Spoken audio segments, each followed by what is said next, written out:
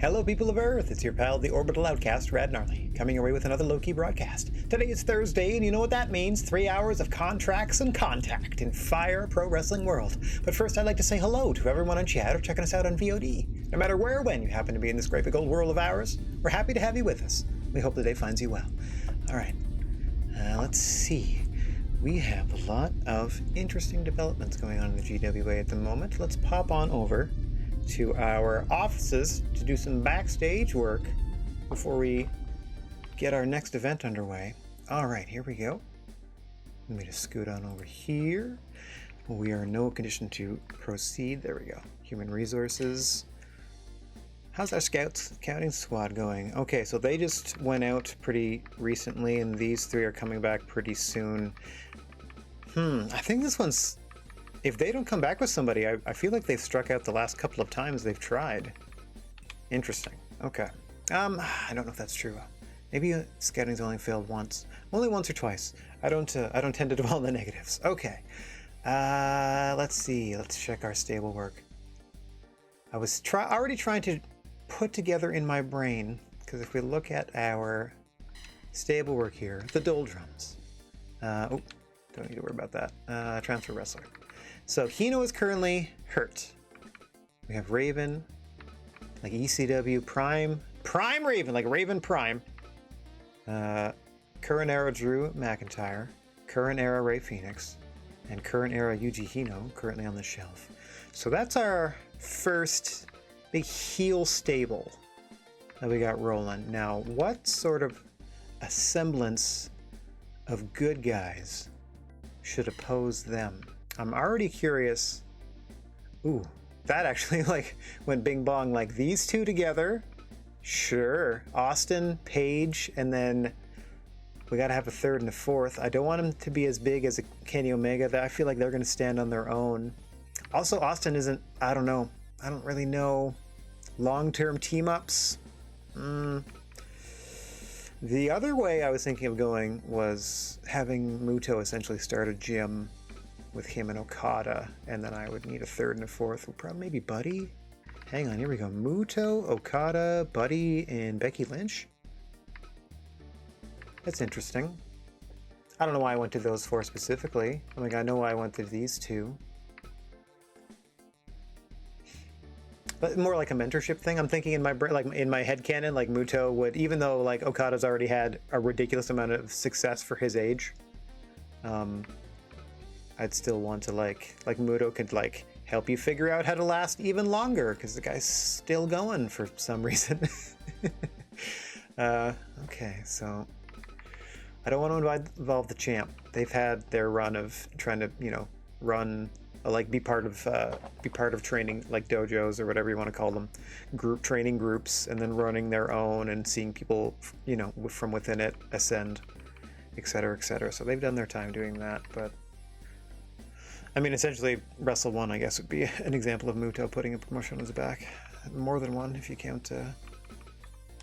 Anyway. If you count All Japan at times, New Japan at times. What a champ Keiji Muto is. Our current Hall of Fame champion. I'm just sort of openly pondering what sort of heel faction I should start to assemble to oppose Raven's group. Alright, also what I need to be looking at is consultation.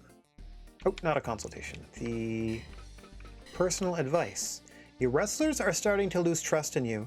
Is it because their salaries are too low, or is there another cause for their discontent? Maybe they don't like the types of matches you book them in.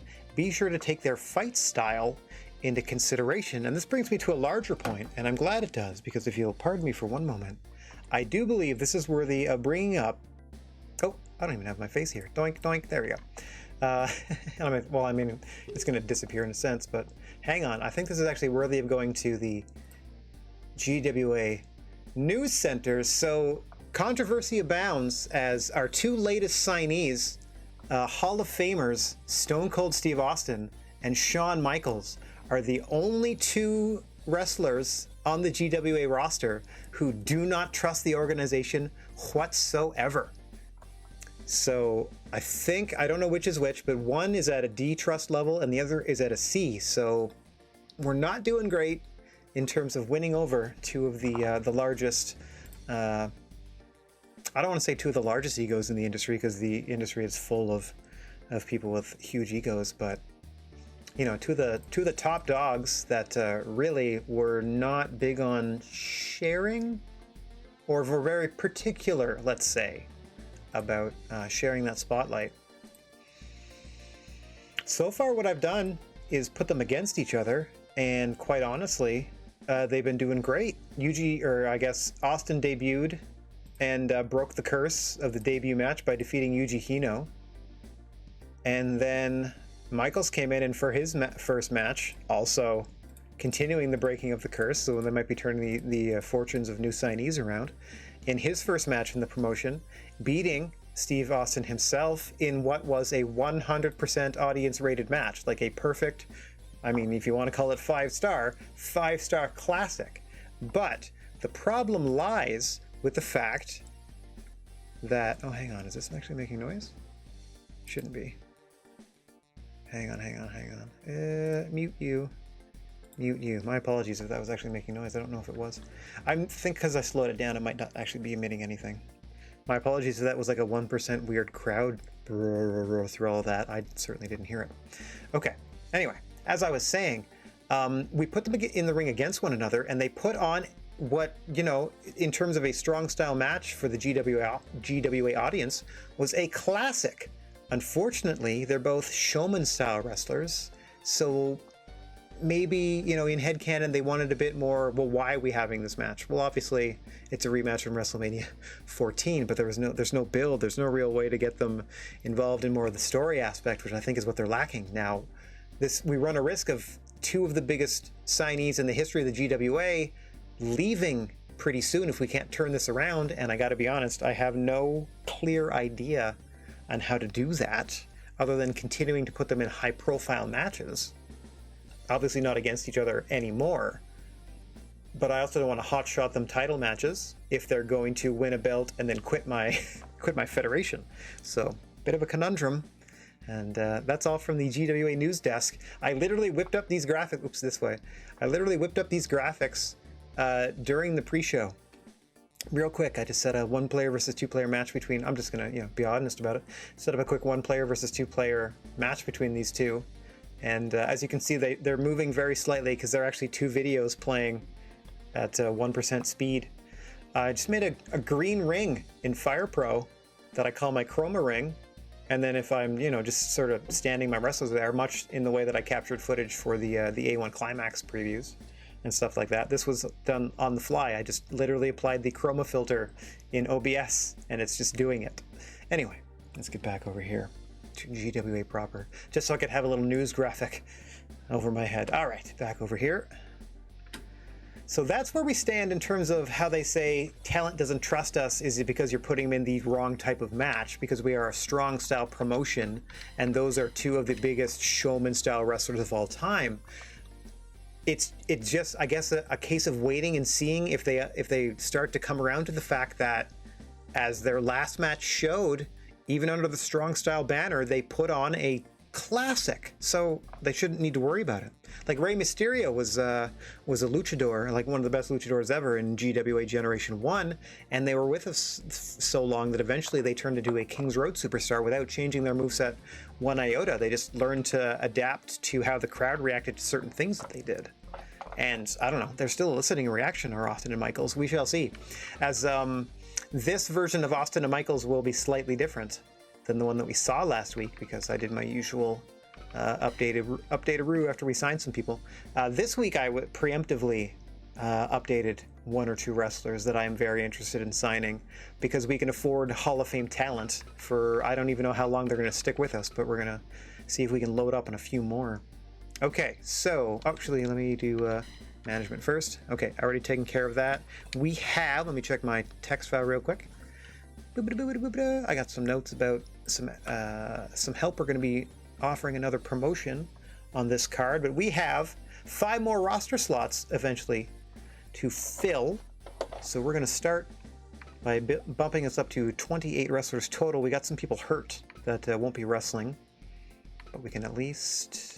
What do I want to do? Merchandise. Okay, I just wanted to take a look there. Don't need to touch that. Don't need to touch those. I'll just do this and maybe this. Good. Okay. That's all nice looking. Human resources. Scouts are all out.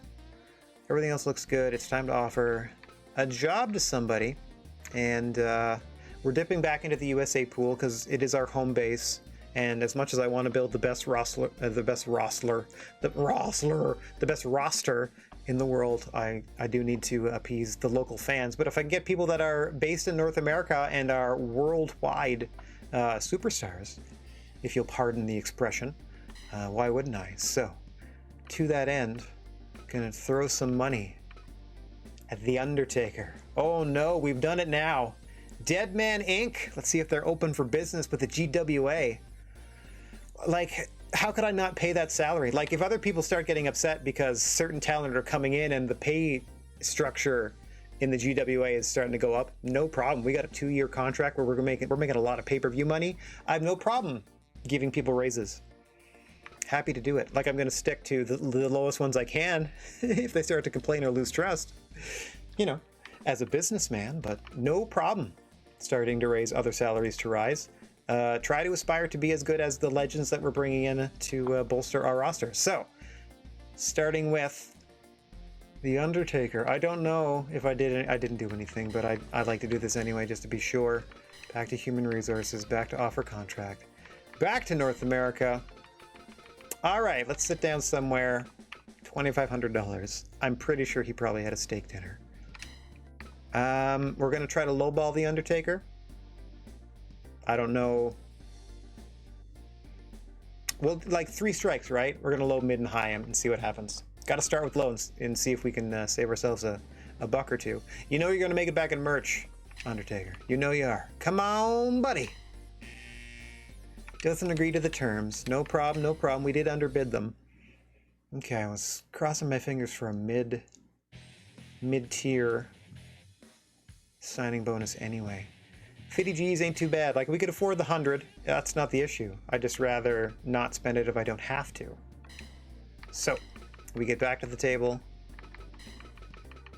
We give him a few days to think about it. We take him out for another wonderful dinner.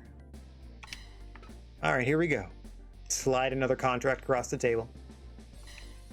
What do you think about this as a signing bonus? Undertaker. We just signed the Undertaker. All right, building quite the interesting roster in this generation of the GWA, certainly including the 2 legend promotions has opened up some doors, has it not? All right, so now we have 28 people total on the roster. I will tell you right away that Buddy Murphy and CM Punk are going to be unable to perform on this show, and Yuji Hino, as we learned last week at the end of last week's last month's card, out for 3 months. So we wish them a speedy and complete recovery. Okay, so we just signed the Undertaker. Let us put them in. Oh, do I ever like the idea of Undertaker coming in as a heel? So we just signed a big bad heel. He is a strong style. It's actually kind of funny. I was thinking, like, all right, we have 2 of his greatest early opponents, or like 2 of the guys he helped build into main eventers. No, I guess they were kind of on the way. Interesting timing there with Michaels and Austin and Taker. Like, we got 3 of the pillars of WWE during a very important time, before, during, and after the Attitude Era. Encapsulated, of course, in the Undertaker himself, but the other 2 playing their roles for sure. All right, like before and after with Michaels, and during with Austin, and then Undertaker throughout the whole thing. Wild, wild stuff. All right, so we have hired one of the best to ever do it. That's cool. Oh yes, I have another note here. I was also browsing the free agent pool from Japan, and happened to notice that Sakuraba. Let me see if I can. I can't even look. Let me see. Records, maybe wrestler stats. Okay, so they were a free agent in Japan. Whoa, woo-woo. How you doing? Nice to see you. Scared the crap out of me.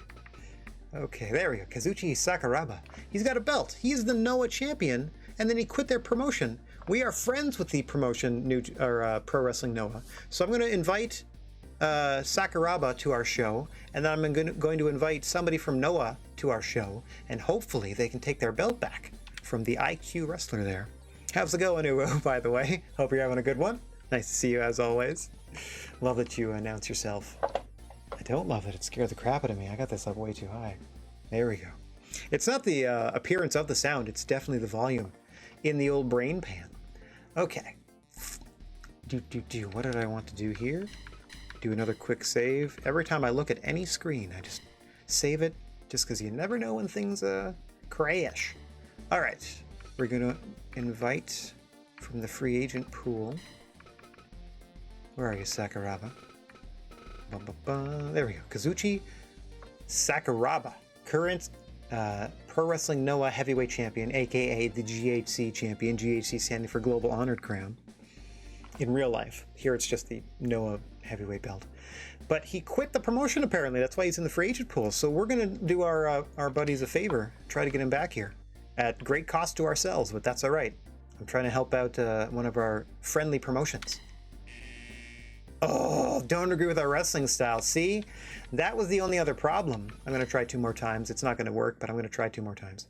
The only other problem is he's a stoic wrestler. And in Fire Pro, what that translates to as he treats everything like it's UFC, like it's a shoot fight, like it's real MMA. So it's going to be a real tough sell to get him to come into a strong style promotion, but we're trying to do our best to help out Pro Wrestling Noah in this situation. Let's see. The other thing I was thinking is we could kind of throw, some wrenches in some other promotions works, and not directly affect them, but sort of, create a stir, because another free agent that we can look at. I actually need to go to the event thing. Let's invite Sakuraba again. Another free agent that I was looking at, or that I noticed amongst the pool, not that I'm scouting them particularly. Come on, buddy! Nope, don't agree. I'm going to try 1 more time. They're going to say no, but I got that 3-strike rule. Anyway, after this, we're going to try LA Knight, the former Eli Drake, who is the NXT heavyweight champion, but also apparently quit that promotion and is a free agent in the American pool.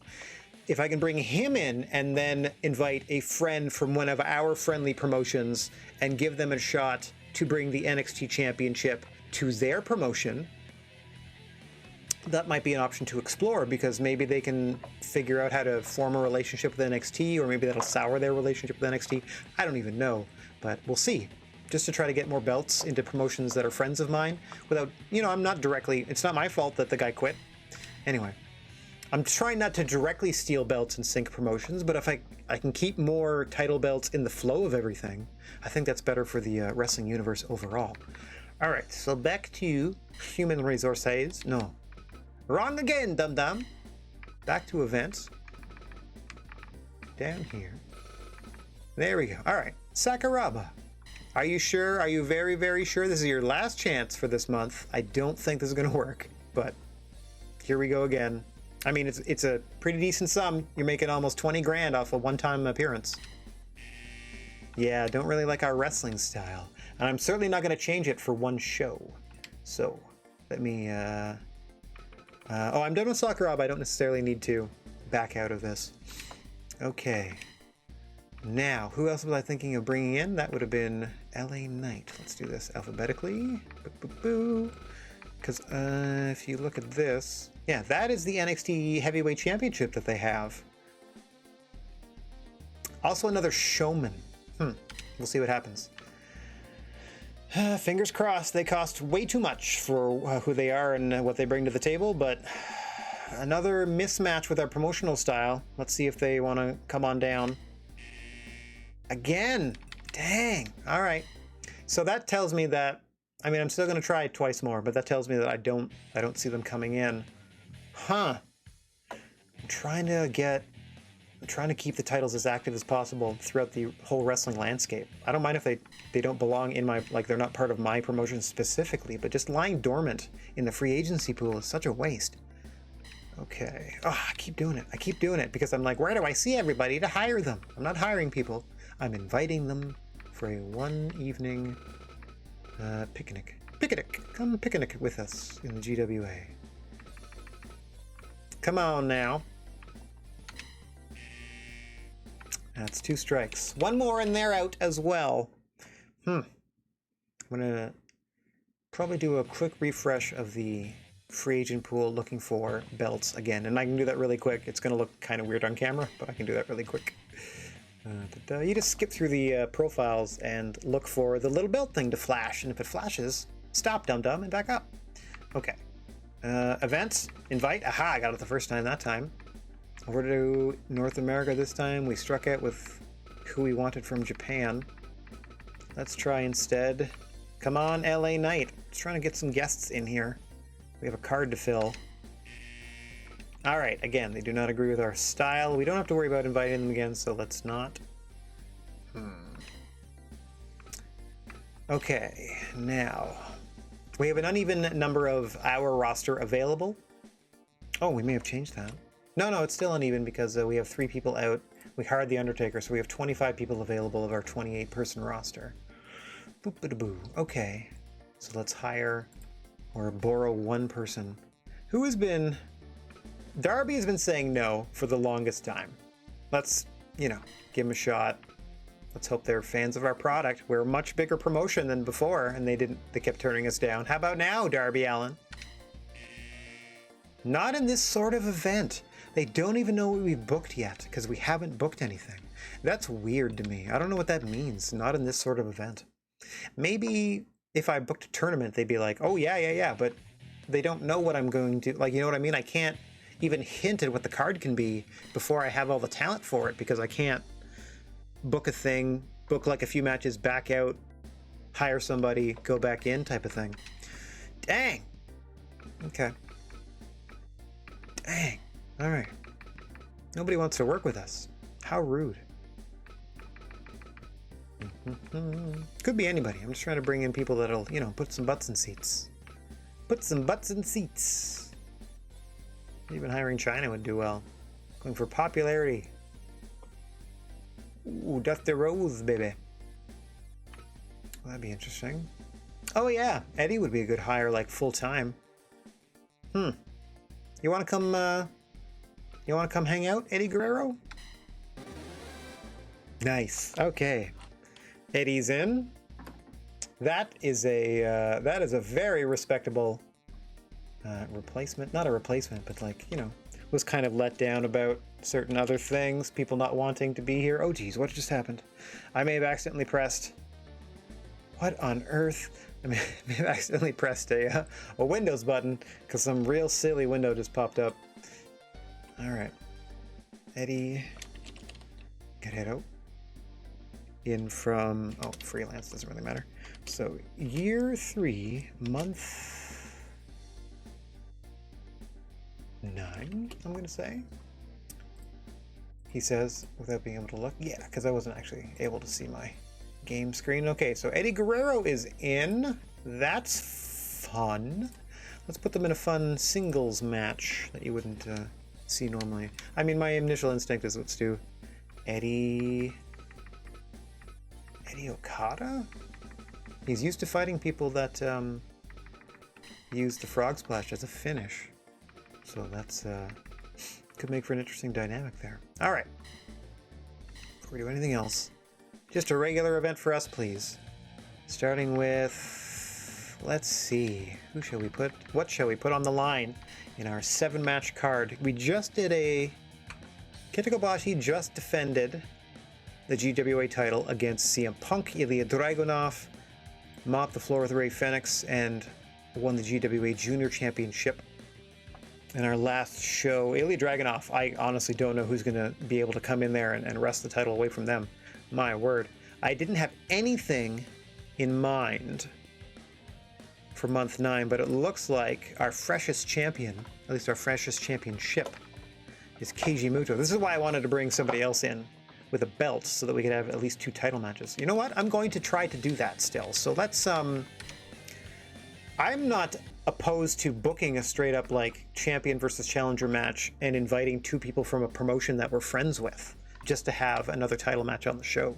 Because I'm trying to, rise the tide of all wrestling promotions that will want to work with us. Okay, so let's go back to records and view the title belt situation. If we just, yeah, I just went up, so it goes to the bottom. These are our, the promotions are listed, or the titles are listed in terms of importance. So, except for ours are obviously first.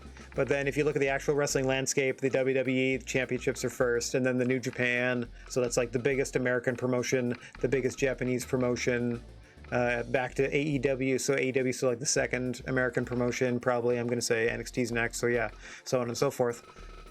So we are friendly with the promotions at the bottom of this list, for better or for worse. We have possession of the Hall of Fame Heavyweight Championship because that promotion no longer exists. So we've had that as our secondary heavyweight title for a while. I mean, open weight title, let's be honest. And we're going to try to, I mean, we put it with the Legend Killer, and they did not, no one has been able to keep this for long. What a hot potato of a championship. So we're going to put Muto in there against somebody. Perhaps, I will flip a coin between Austin and Michaels in that regard. We also have a new signee to put in a prominent singles matchup. So let's actually start to build this out on my little text file. Keiji Muto is going to be in our main event defending the Hall of Fame Championship. We're going to put Undertaker's debut underneath that. And we're going to give them whomever we don't give Keiji Muto between Austin and Michaels. I'm tempted to do Shawn Michaels, Keiji Muto. These are, again, as we said earlier, the people that are most disgruntled with our product, Shawn Michaels and Steve Austin. Not quite understanding that the strong style and showman styles can work really well together if you have good in-ring chemistry. And they do. Steve Austin and The Undertaker not so much in real life, so we'll see how this plays out. So 2 big singles matches in our main event slots. Mid-card, I was thinking a trios match with Raven's squad, so Raven, Fenix, and Drew, because Hino's out, so I'm going to build a team to face them. I like to build things off of who are my heels and who should they be facing. And we'll go from there. Yeah, I mean, I can afford to leave people off the card, to be honest, or just do a lot of tags. I find them a little exhausting to call, though, because they last so long and don't really amount to too much. But I can sort of, like, I don't know, if I was able to better put the storylines across. Okay, so the Legends, we're just sort of developing a relationship with them. Same with GCW. They're not our promotion style whatsoever. I don't know what would happen if I started futzing with individual match styles, you know what I mean? Because I would definitely bring in Nick Gage and have them face like Mickey Williams, but I would make the match a hardcore match in terms of audience rating. We're definitely friends with Noah, but we can't get their heavyweight championship here. I'm pretty sure we're friends with Impact enough to get Hernandez in here. That'd be interesting. Okay, they own all their belts. I'm just checking if I see somebody with a title that doesn't really say to me, they should have the belt. Wow, Yutaka Yoshi on a tear. Trios champ, tag team champ, and Triple Crown champ right at the moment. Okay, so yeah, everyone's championships seem to reside with people that, wow, that they tend to give people more than one belt, like as you can see here. The champ and the junior tag team, or the champ and the tag team champs. One half of this, anyway. Don't really have any relationships here on up, though. Good lord, would it ever be hilarious to get Hollywood Hogan in here. Let me try, see what happens. Let me try. Are they friends of ours? They're way too big to be friends of ours. We don't have a great relationship with their parent company. Fingers crossed that they accept. All right, so let me check our promotional stats. Who are we actually friends with? Oh, good. This actually tells us in the actual order of things how we're doing. Okay, so there's us. We were 14th last time. Oh, wow. Okay. Previous ranked 6th. I wish they had changed the orders then. GCW, like this promotion's crushing it. Who are we friendly with? Noah, Impact, and that's it? I mean, that's 2. Yeah, we don't really have... I don't know how to get inroads in here, or I would be working on this stuff. So we have a normal relationship with AAA. Interesting. Dragon Gate's normal. Friendly with Impact and Noah. Normal with GCW. I'll try it. I will try it. Invite. Let's try. I mean, GCW is in trouble. Holy moly. Nick Cage running himself ragged for this sucker. Also, I would not put him as a junior heavyweight, but I guess he's technically small enough. What do you think, Nick Gage? You want to come work for us for a month and get way more exposure for your product? Champion didn't agree with the terms. Okay, let's try that 2 more times. I think the only thing we were butting our heads against save-wise was who we had and hadn't invited to the party. Okay, we're going to try Gage one more time. I'm just determined to get one more title match on this show before we get rolling here. Wow, this is the longest preamble to an event we've ever done, by the way. I might as well make it a 10-match card at this point and only do the one. Yowza. Okay. Okay. That way I can do more singles matches. Stay tuned. I might end up doing that. Event. Invite. I'm trying to help people out. Come on, Nick. I know. Come on down. There we go. Nick Gage has shown up. All right, let's get you C plus B. You were the heavyweight champion. Let's get you a challenger. Oh, dang it. Johnny Valiant. Sure. AJ Gray's in terrible condition. Oh no, they have so few people. No wonder it's going so poorly. Oh, not Ricky Shane Page. I would do that. That might not be bad. Looks like trios champs right there. Looks like every other belt. Wait, how many? Why do you have 4? That would be... Oh, heavyweight tag. Yeah, heavyweight. Oh my gosh.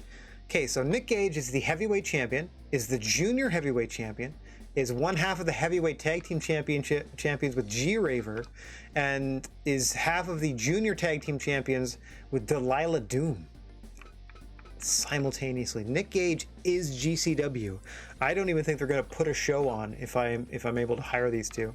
So he's strong style. Yeah, I'm going to hire Solo. I'm going to do Nick Gage versus Solo Darling for their junior title to just try to spread the belts out. See how that works. All right. Okay, GCW, I'm going to do my best to help you out. No deal. Uh-oh. I don't know if I saved it with Nick Gage. Uh-oh. Let's try another. Uh-oh. This may be the one time it comes back to bite me in the tuchus. Let's check our... Oh, not that. Let's do this and invite. Oh, no, I didn't. Oh, man, I got overzealous. Okay, how about now? Thank you. Okay, so Nick Gage coming in. It says they're strong style. They're also junior and heavyweight champions in their promotion. Okay, whom else is on their junior roster? G-Raver. Again, I'm trying to spread these belts out. Come on, Solo. There we go. Okay, so very early in the card, perhaps opening. No, right after the Mad Polly match, because we always do a little Mad Polly. Mad Polly in our opener. And then we have for the GCW Junior Heavyweight Championship, Solo Darling versus Nick Gage. GCW Junior. Okay. Trying to give GCW a little love and spread the belts out. I might end up doing a like 8 or 10 match card. Okay. Wow.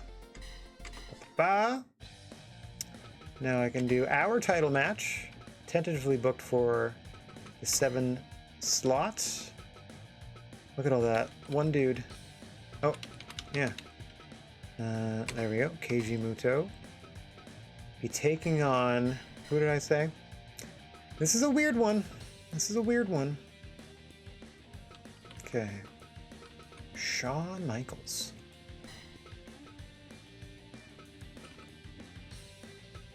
Man, as you can see, we've got a new Shawn Michaels. It is very specifically, hey Royce, what's going on, buddy? Yeah, that bank addicted drug robber's coming in.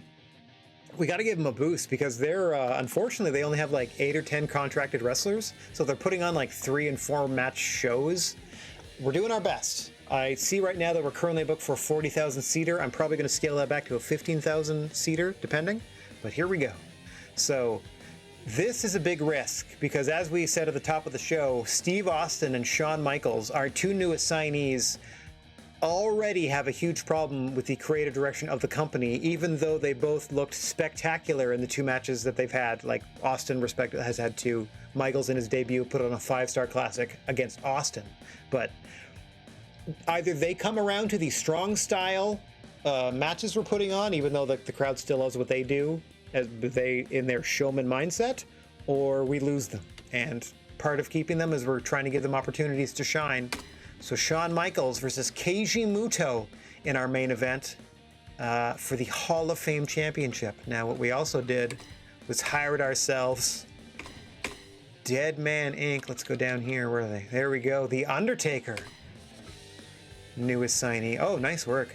Oh, long hair version too. Oh, and yeah, very early Dead Man Inc. version. Nice. Okay. Against... We're going to put them against somebody who they really... hot and cold in real life. So Undertaker, thankfully, as you can see here, is strong style. So we got 1 strong style in each match. We're trying to mix and match, and I think the more Austin and Michaels have to deviate but still understand that showman style and strong style work fine together. Well, that's fun. It's like I love that he has a belt. That's like Street Files or a promo or just Street Fight style. I like that just because he's got a little extra color. All right. Again, I don't know if we're going to stick with the 40,000 seater, but we have 5,000 people interested in seeing the 2 singles matches presented so far. Yeah, Booker Red Undertaker, Dead Man Inc. Honestly, on rewatch of like most of Undertaker's career, not even like a secret favorite. Kind of my favorite era. Like, I liked it when he was just, nah, I'm sick of this crap. I'm going to go out there and whoop some butt. And a lot of people took some real nice bumps for him and made him look, you know, ridiculous despite no longer being an undead zombie. All right, so what else do we have booked? Oh, yes, so way down here, second match of the show. As I said, we want to help out our buddies in GCW. So the GCW Junior Heavyweight Championship will be on the line, because Nick Cage has every freaking belt that matters in that promotion, putting the company on his back, but not available. Hang on, there we go. Not available. Look at that. That's ridiculous. Not available for his own promotion this month because we brought Solo Darling in. Well, that's fun. Let's go blue. There. Well, that's actually not too bad. So based on the strength of 3 matches, we are almost a quarter of the way full. That's pretty good. Okay, so what we normally do here is our opening match warrior, Mad Polly, does his thing. Let's go down to our heel pool. Where are you, Mad Polly? How you feeling, bud? A little rough in the tum-tum, but you'll be all right. His popularity is so low, but he keeps putting on so many good matches. Look at that, like 1,000 people just showed up, like almost 1,200, or like 1,100, let's just be honest. Yeah, 1,100 just showed up to be like, Mad Polly, let's do this. All right. Strong face presence to put them against. I don't know about how too strong, because I'm still pondering. Okay, we'll worry about that later. We'll worry about that later. Because I want, in the middle here, I want that 6-person tag. Or let's just call them trios matches, it's just quicker to say. So our only stable so far are the Doldrums, led by Raven. Oh dear. Oh dear, I was hoping to hide Raven's bad neck in a 6-person tag, but it looks like I got a couple of bad necks. Everybody in the Doldrums got a bad neck. But it looks like they're ready to go. Okay, so Rey Fenix, Drew McIntyre, Drew McIntyre here. I guess whatever we can do to slightly match. And then Raven, the leader. As I call him, Raven Prime, because it's very much ECW Raven. Look at these shirts. There's his ECW champion shirt. He can wear that to the ring. Boom, 1,500 more people. Not as much as I was hoping. Okay, so we got to put a strong babyface team against our heel faction. Let's see. Again, this is the longest we've spent before actually rolling. I usually write the card beforehand, but I was doing other things. And yes, it usually takes me about an hour to suss out a card. Okay. Yeah, like normally I write the card beforehand and then just make adjustments when I need to, like, depending on who's hurt. Okay. Becky Lynch coming off a junior title loss. I don't think, actually, Ray Fenix isn't champ either. Yeah, Becky Lynch and Ray Fenix had a little thing for the title already. Buddy Murphy are the junior talent. Unavailable today. Look at that neck. Very poor conditioning. Houston, if I did Houston, they'd have to be there with their partner, Howard. And then I need a third there. The other thing I was thinking of was putting together that stable. Oh, I didn't want to use Kobashi. I wanted to use Muto and Okada. So, all right, so I'll go with Houston. So that's a junior talent. His normal tag team partner, the Hollywood hunk Jack Howard. These two are wrestlers that don't exist in the real world. They're just generated in-game. We have 6 of those, and the rest are all real-life peeps. Okay, and should we do Hangman? You know what? We're going to put all 3 of the babyface original wrestlers together. There we go. 4,000 people showed up to see them. Way more popular than the heel team. But hopefully they put on a good match. That's all we're really after there. Okay, so I'm thinking we have a fair number of singles contests. Actually, let me... Okay, so single something. I definitely want to put those 2 together. If I put this... Does this make a difference? Okay, so same amount of people show up, whether I do that or that. So... Hang on one second. We're still in this. Boom! There we go. Oh, wow. Huh.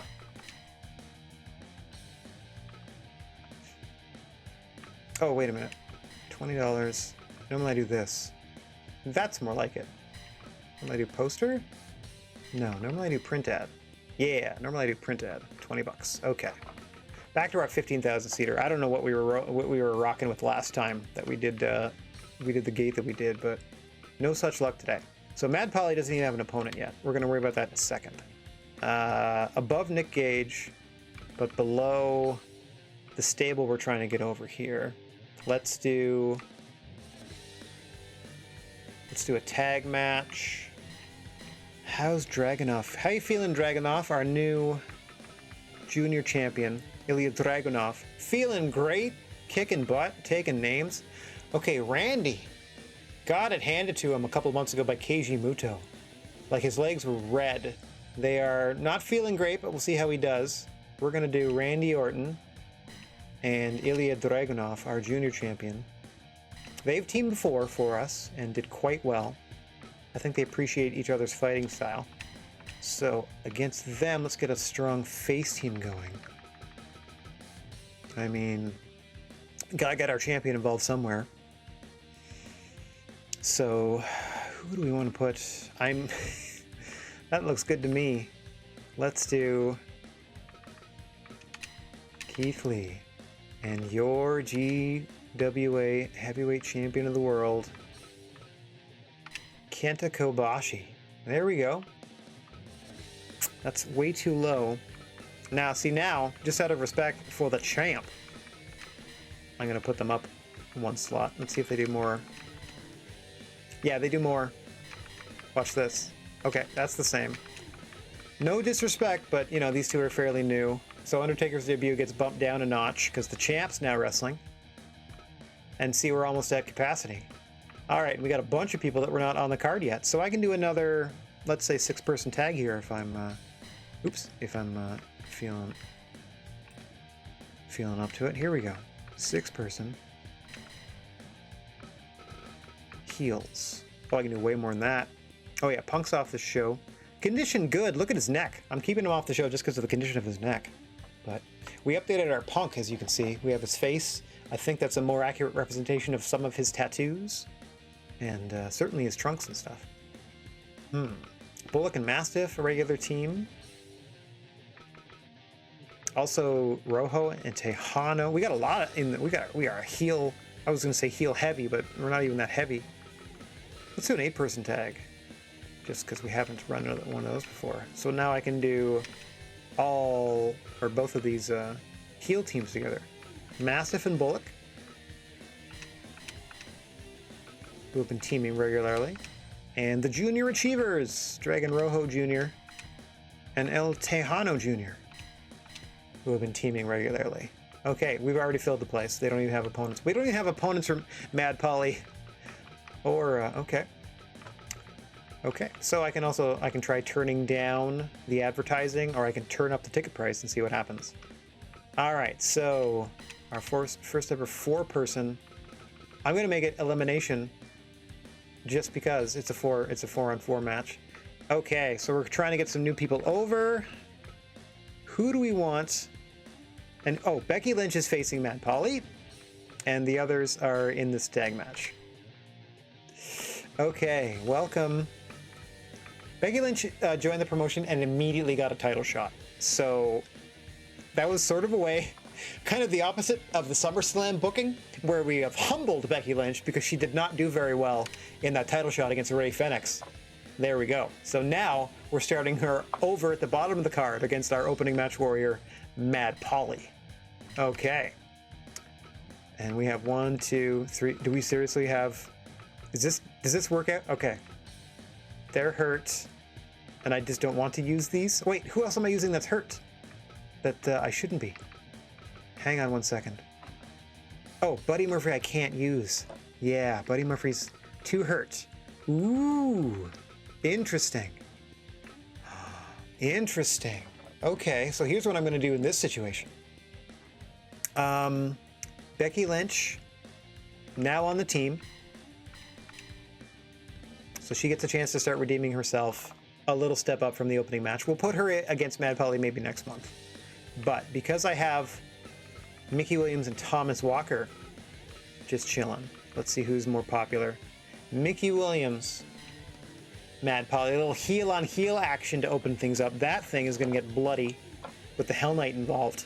Let me swap these because I like to put the heel team or the champion in the red corner, and Mickey Williams out heels Mad Polly, even though they are both technically heels. All right, so now in the face corner, Thomas Walker's getting the month off. Oh yeah, Eddie Guerrero. Gosh dang it, I forgot that I hired. I'm like, wait a minute, why is that? Because Eddie Guerrero is supposed to be here fighting somebody. Gosh dang it. Okay, so welcome to the team, Eddie Guerrero. I was like, wait a minute.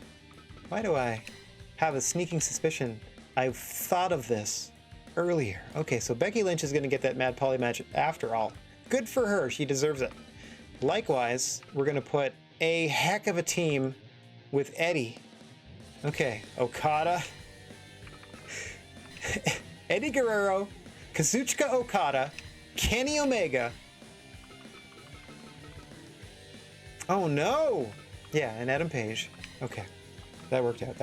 And Adam Page. And then, oh, hang on. Let me swap these wrestlers.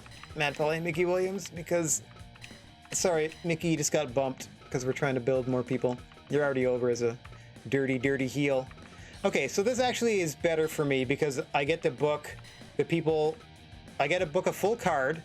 Holy, 45 people didn't show up anymore because I put Becky Lynch instead of instead of Mickey Williams. But I'm leaving the people off the card that abuse the rules the most.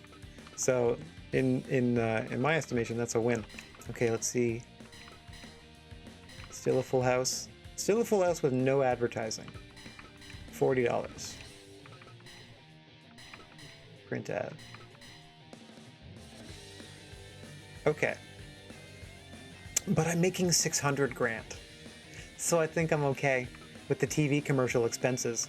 So that's covered Expenses almost tripled, so we're good there. Plus we have $300,000 broadcast rights every month, so I think we're okay. So, opening matchup. Oh yeah, I gotta write all this down. Text file time! Becky Lynch. Also, what I need to do here in match number 3, and I appreciate everybody's patience with this. Normally, it does not take nearly this long. As I said, I usually spend a good hour or two futzing over who should I book where. Hang on, before I ever go to air. At least for the first show, so it doesn't take an absorbent or a ridiculous amount of time. So, in our second contest, we have Guerrero, Okada, Omega, and who? Oh no, I already forgot the fourth. I can go look. Oh, I'm so sorry, Hangman. And Adam Page versus Mastiff, Bullock, and then Tejano and Dragon Rojo Jr. Elimination! Because why not? And I gotta remember to turn that back in match 2 rules. I put a note to change the rules back because they will stay. It'll stay an elimination match if I don't. Okay, match style and rules right here. It is a tag team match. It is an elimination match.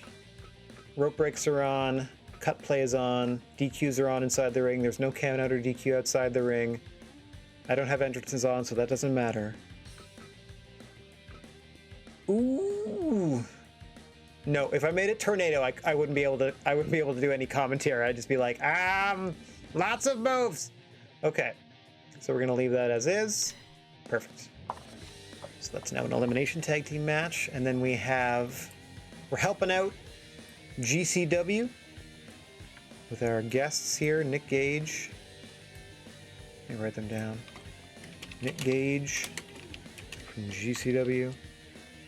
And Solo Darling, also from GCW, contending for the GCW Junior belt. Probably the only way we're gonna get an opportunity to get it off of Nick Gage is to book the title matches in our promotion for them. Okay. Alright, and then we had the Raven. Okay, yeah, the Doldrums match against David Houston, Jack Howard, and Matt Robinson. Okay. As our fourth match, match number 5, is where we're putting Austin and The Undertaker. Because we have the champ, Kobashi, and Keith Lee, formidable team, against junior champion Dragunov and Randy Orton. So we have, oh my, Dragunov, kind of the, I mean, he doesn't fight like he's the size he is, so I'm not going to hold it against him. All right, I still have this note to try to bring in Sakuraba so we can at least help Noah out and get them their championship back as well, since Sakuraba won the belt and quit. But got to worry about ourselves at the moment. We had to do a TV commercial, and why wouldn't you? Because we can afford to now. We're sold the place out and doubled the ticket price of our normal 15,000 seat arena. So let's confirm that match card. Did it. All right, let's save that. Okay. How's everybody feeling? Starting to lose trust in you. This is literally just Michaels and Austin.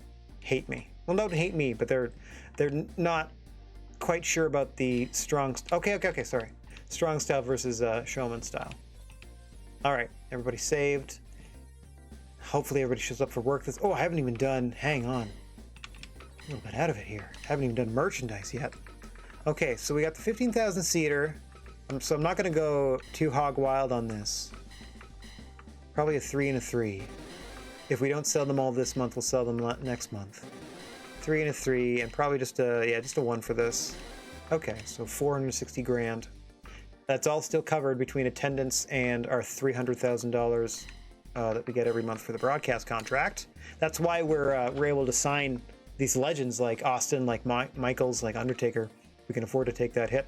It's causing a bit of a stir in the locker room in terms of salary differentials between the the legendary talent and the others, but we'll figure it out. Oh my gosh, Roy, I have tried and have succeeded to this point to resist the urge to also start streaming Wrestling Empire. I haven't bought it yet. I know it's currently on sale on Steam. I'm really tempted because I know it has a career mode and it also has a general manager mode, kind of like this. I don't know how much like this it is, but I know it exists. I don't want to be just a guy that just streams wrestling stuff, but yes, I'm aware of it. I am very interested in doing much what I do here with that bit of software as well, but I might try to go through a career mode there first, because I tried the Fire Pro career mode, thumbs down, thumbs way down, but a Wrestling Empire career mode I think I could probably sink my teeth into. So yeah, if I can get over my own hang up about, you know, doing 2 wrestling games during the course of a week and not, for better or for worse, being, you know, categorized as a wrestling guy. And, you know, it's not like, oops, it's not like I haven't run this for over a year now. Anyway, but yes, it's definitely on my radar. Let me, long story short. All right, let's see if everybody shows up for work. They have 3 chances to do so. There we go. Let's check that quick. So we saved. We are ready to proceed. Oh, you know what I can do? I do have a couple people left over that like hardcore wrestling. I borrowed 2 people. Perhaps you guys would like Mickey Williams. No? How about Thomas Walker? All right, so they borrowed Thomas Walker, so that's at least something. So I lent GCW Thomas Walker. All right, that's enough for me. Yeah, it looks a lot more goofy. It's probably going to be a lot more clippable for sure. So that's, you know, definitely in the plus column. I like how goofy it is. I also like M. Dickey's dedication to like evolving the engine. Like some of the move chaining, like in mid move, is really impressive how seamless it looks. So yes, I've seen gameplay of it, and it's definitely something I want to get into, but I'm hesitant because, you know, I already have one wrestling show, and, you know, I have friends of mine who might want to do it again, like instead of me, and I don't want to like step on their toes, etc., etc. Okay, my word, we might only get the one event today, by the way, everybody, just because it's taken us an hour to get to it. Nick Gage, you son of a gun. Eddie Guerrero, you 2 of the 3 people destroyed my card. Half full, not a chance. Okay, so that is strike 1. Nick Gage and Eddie Guerrero. Strike 1. We're doing a 3-strike rule with stuff like this. Okay, so we backed out. Oh boy, here we go. All right, deep cleansing breath, and now it's the second chance for everybody to show up for work. If they don't show up for work, they can't get paid, and neither can I. Here we go. Eddie. All right, that's strike 2. One more chance, and whatever happens this 3rd time, I have to accept. So we've seen Nick Gage not show up. We've seen Eddie Guerrero not show up twice. So there's probably a 50-50 chance that either Gage or Eddie is going to no-show this last chance. I'm trying to do GCW a favor, anyway, by having them on the show. Solo Darling showed up twice now. I don't want to, let me just knock on wood really quick. I don't want to jinx that for strike 3 here. Okay, so this is it. I hit proceed, and whatever happens, I have to live with, because this version of the GWA, this generation of it, we are playing on hard difficulty mode, and we're putting in certain stipulations like this 3-strike rule. Okay, I can't look. I mean, I'm going to hear the sound if it's disappointing, but I can't look. Here we go. Here we go. Come on, everybody. Please show up for work. Please show up for work. Ah, dang it! Nick Gage, you son of a gun! Oh, no!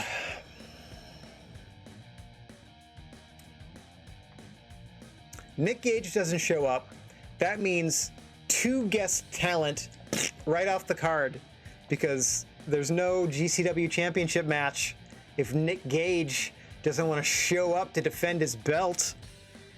Huh. All right. I got to deal with it. This is our first disappointing no-show, and we're just trying to help GCW out. I hope if I save this sours our relationship with the promotion, because we were just trying to help him out, really. Got busted, probably. Dang. All right, well, we at least still have... Uh-oh. Okay, I was going to say, they better not have futzed up the rules to the tag team thing, because things would have been weird. All right, we still have a strong 6-match card. Let me put in my notes... let me strike through this really quick. Gage, no showing. So that match did not happen. All right, match 3 canceled. Oh, I wish it would give me the opportunity to like rearrange the card now. Now I got like a 8-man elimination tag followed by a 6-man tag. All right. Starting us off, I gotta save this. Gotta adhere to my own rules. Oh, it pains me. It pains me. All right, Becky Lynch, Mad Polly, starting us off here. Becky Lynch, as we said, came in strong with that junior championship title match immediately upon signing with us, but did not do so well. Starting at the bottom, gotta work their way right back to the top. Let me get my big dumb face out of the way for the show, and away we go.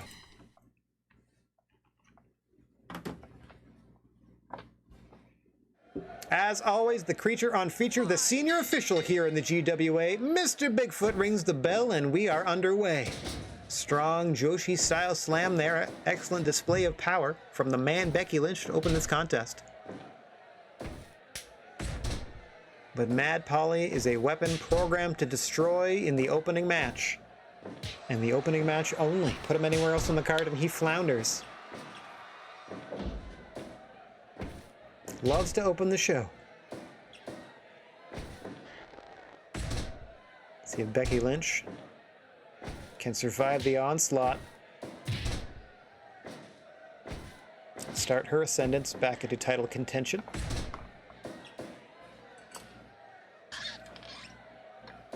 Sort of a feeling out period in the opening minutes here.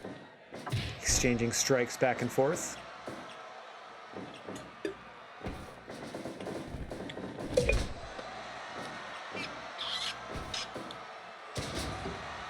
Nice DDT there from Polly. Sends Lynch off the ropes. Big forearm. Thought it might lead to a more offensive advantage for Polly, but Becky Lynch quick to counter. And Polly as well. Both competitors continuing to go back and forth here. Becky Lynch trying to take the wind away. The wind away, the wind away. From Mad Polly there. Off the ropes now. Oh, jeez.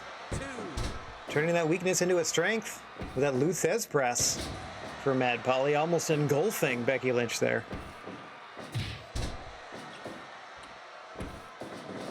Off the ropes. Big Vader attack. And the two content to slug it out now. Forearms and punches. Forearms winning for now. And Becky Lynch with the momentary advantage. Let's see if she can capitalize on it. A couple of stiff shots. And then one from Polly sends Lynch back down as we pass the 5-minute mark. Oh, release Tiger, but Lynch rolls through.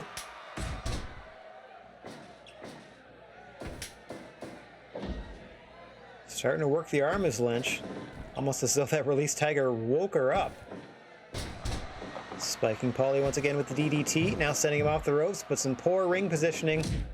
Perhaps a little more banged up than she's willing to admit. Oh, hits the Beck-sploder, though, out of the corner. But that could have been her last gasp as Mad Polly's back to his feet first. Ooh, nice rolling soul butt by Becky Lynch, though, into the disarm her. Disarm him in this instance. Trying to disarm him with a smile is Becky Lynch there. Right back to the DDT. Oof. Just a clubbering from the opening match warrior, Mad Polly. Back to work he goes. Double axe handle to the back there. Nice enziguri by Lynch. Trying to keep Mad Polly at bay. You can see the effect the match is having on both these competitors to this point.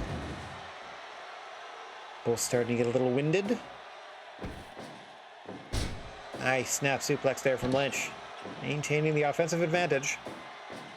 Like we said, ever since that release Tiger Suplex has kicked it into another gear, has Lynch, and she was on the receiving end of that move. Another disarmer attempt, but Mad Polly fights his way free. Oh, roll up counter by Lynch. Almost puts Polly away. Respectful applause from the crowd there. Polly sends her off the ropes, big shoulder tackle. I don't think he's got much strength in that arm anymore. 10 minutes gone. Passing the 10-minute mark. This thing's starting to swing the way of Becky Lynch. If she can keep hanging in there with Polly, both of these athletes are pretty tired. Becky's got to hoist an over 300-pounder off the canvas every single time she's got to lift Mad Polly. To her credit, doing a real good job of maintaining that big mo. Oh, hang on! Polly Buster out of nowhere! Spiking Becky Lynch on top of her head! But both competitors are back to their feet at the same time. Look at the effort it's taken Polly to even run the ropes at this point.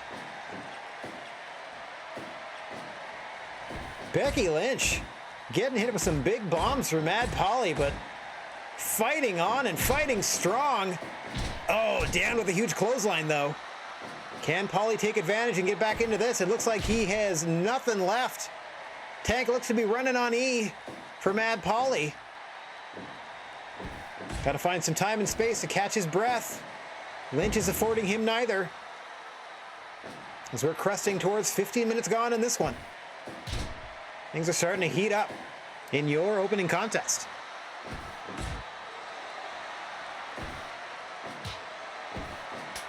Another Polly Buster incoming. Oh, once again spiking Becky Lynch, but she's up first this time. What resilience from the man. You can see Mad Polly just able to fight her off. Try to catch his breath, and then straight back into the disarmer. Precision strike with that rolling soul butt. But Mad Polly able to survive that submission attempt once more. And we fight on. Oh, clubbing blow once again. Positioning Lynch in the center of the ring is Mad Polly. Perhaps a third and decisive Polly Buster in her future. She's going to be fighting toward that disarmer, though. Has had a handful of cracks at putting the match away with that. This contest could go either way. Becky Lynch's head going the way of the canvas. That DDT and that Enzui Lariat. Enzui Lariato. Oof.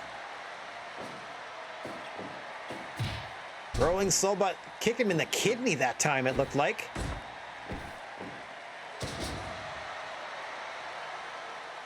Trading DDTs. Exploder again to Mad Polly. Throws him into the ropes. May have been aiming for... aiming to send him to the floor, but able to recover, turn things around. Another Bexploder into the center of the ring, into the cover, and three! Just 3.001, but Becky Lynch able to hold Mad Polly down and get the 3 count in your opening contest. Okay. And the crowd loved it. And why wouldn't they? Let's see how this next one goes. Okay, coming up next. It's not even factional warfare, it's just kind of fun. For the first time in the history of the GWA, we have a 4-on-4 elimination match. And we have a big guest in the house. Let's get down to the ring for this one. As in the blue corner, Hangman Adam Page, Kenny Omega, Kazuchika Okada, and team leader, guest Eddie Guerrero is in to face Dave Mastiff, Bill Bullock, El Tejano Jr., and Dragon Rojo Jr. in, as we said, an elimination match. Let me save once more. Oh no, hang on. My popularity went down. It was an A before. Oh no, I wonder why. Perhaps just because somebody didn't show up. Ruined my show. Anyway, we'll have words later, Nick Cage. Let's get down to the ring for this one. 4-on-4 Survivor Series style. Let's be honest. Senior Sasquatch calls for the bell, and we are underway. The referee on record, the only referee qualified to wrestle the action that you see each and every month in the GWA ring.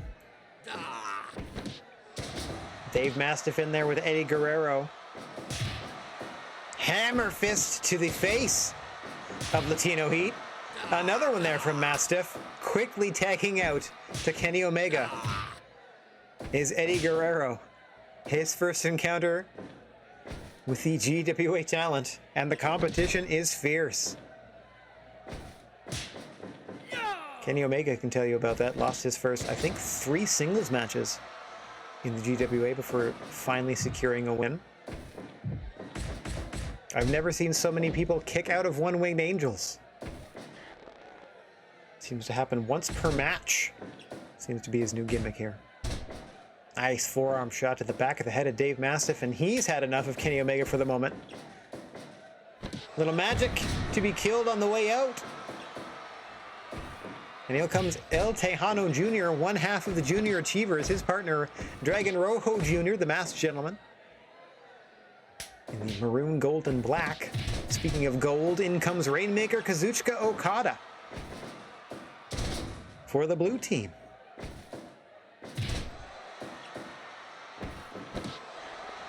Nice cravat applied by the former IWGP Heavyweight Champion of the World.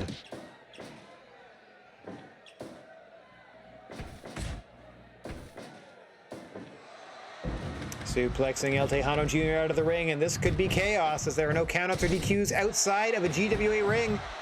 You can see Okada, the sacrificial lamb, to keep the team from the red corner at bay.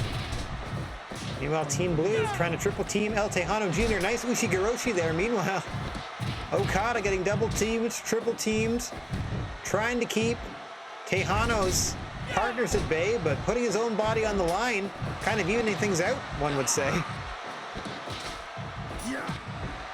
In comes Eddie to try to give Okada a bit of help with that chair. He's not the legal man, so the referee is not going to admonish him for it. All right, things are going to settle down. Hang on, hang on. Air raid crash onto the chair by El Tejano Jr. And Okada quick to tag out after that. Ouch. Hangman Adam Page seeing action legally for the first time. In there with Dragon Rojo Jr. And I think we've now seen each competitor legally in the ring, as well as on the floor now. Things are sort of officially underway as we're getting toward 10 minutes gone in this elimination 4-on-4 tag team matchup.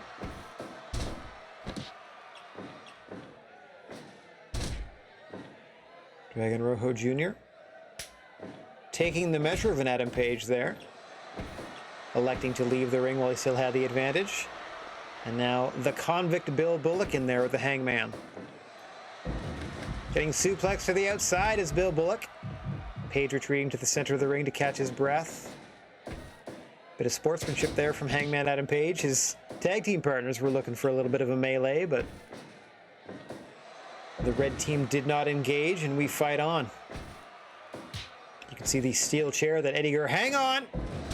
Adam Page clicking R3. There's the Deadeye. And the rest of Team Red in to break that up. Reminder, it is an elimination tag. Bill Bullock quickly into that front mount. If Page wasn't able to escape, that could have resulted in a referee stoppage. One more Deadeye for the road. And now it's Kenny Omega's turn to fight Bill Bullock as we pass 10 minutes in this one. Bullock able to escape with a kick to the ding-dong. Dragon Rojo Jr. is the fresh man on Team Red. Double powerbomb to Omega. Rojo thinks this is it. Can't quite imagine that that's all Kenny Omega has, but it's all he's taking for the moment. As Eddie Guerrero is tagged back in. Sent in the corner by Dragon Rojo. Ducks the clothesline, does Eddie, but once more deposited into the corner. Eddie fighting his way free once again. Trying to screw up the masked face of Dragon Rojo. He's the liar, cheater, and stealer. Dragon Rojo into the pin. Eddie's team staying on the apron, knowing full well that wasn't going to be enough to keep Eddie down. Rojo quick tag out to Dave Mastiff, surprising Eddie with that nice suplex that sends him to the outside. Now Mastiff, as we talked about earlier, the sacrificial lamb for Eddie's partners. Oh, hang on. Able to dispose of Hangman Adam Page. Meanwhile, Eddie Guerrero getting double teamed. Vicious double powerbomb there. What a melee is broken out. Mastiff gets hit with a Rainmaker. What a wild fracas that is. And now Eddie Guerrero able to send Mastiff off the ropes. Tilt the world backbreaker. Quick tag into Okada, but that's going to allow Mastiff to get Dragon Rojo Jr. tag back in. You got to take advantage of your opportunities where and when you can. Nice bridge on this German, but Mastiff able to kick the leg free. Hang on. Big powerbomb from Rojo. And that's broken up before the count of 3. Yet to see an elimination in this one. Rojo doing his best to fight free. You do not want to give back mount to Rainmaker Kazuchika Okada for exactly that reason. Oh, and Dragon Rojo Jr. kicks out. Into the rolling German. No, able to escape. El Tejano Jr. tagged in. Dragon Rojo Jr. What an escape there. Oh my gosh, triple powerbomb by Tejano. Okada drops him with his modified STO, and now Hangman Adam Page tagged back in. Just bodied to the canvas by Tejano. No love lost between these two gentlemen, I can tell you that. Nice double arm suplex by Hangman Adam Page, but took a lot out of him. Oh, hang on! Tornado Tejas by El Tejano Jr. He's going to go for the cover, but he's in the wrong part of town as Eddie Guerrero is able to break that up almost immediately. His team's real proud of himself there. Another nice double arm suplex, keeping Tejano in the blue corner. As we're headed towards 20 minutes gone in this one. Nice big boot. Right in the jaw of Hangman Adam Page, allowing El Tejano Jr. to tag Dave Mastiff back in. He's getting pumped up. Big powerbomb incoming, center of the ring, 1! And Eddie Guerrero there once again to save his teammate. Oh, Omega eating a double powerbomb. Page just tagging out to Eddie Guerrero at this point. Hang on, brainbuster on the chair to Page by Mastiff on the way out. And then a powerbomb to Eddie. Too close to the ropes. My word. Eddie's team taking a great deal of punishment in the first 20 minutes of this one. Both teams getting their licks in. Nice head scissor by Eddie, but may have inadvertently positioned Mastiff exactly where he wants to be, in his corner. Oh, nice extension on the German. Eddie Guerrero, the first person eliminated. Rainmaker by Okada to Mastiff. That's not going to get it done. Wrong half of the ring. As now Team Red with a 4-on-3 advantage. Hang on. Nice. Across the knee from Okada. Looking for the Rainmaker to Tejano. Oh, there's no way his team's going to be able to get there in time to save him.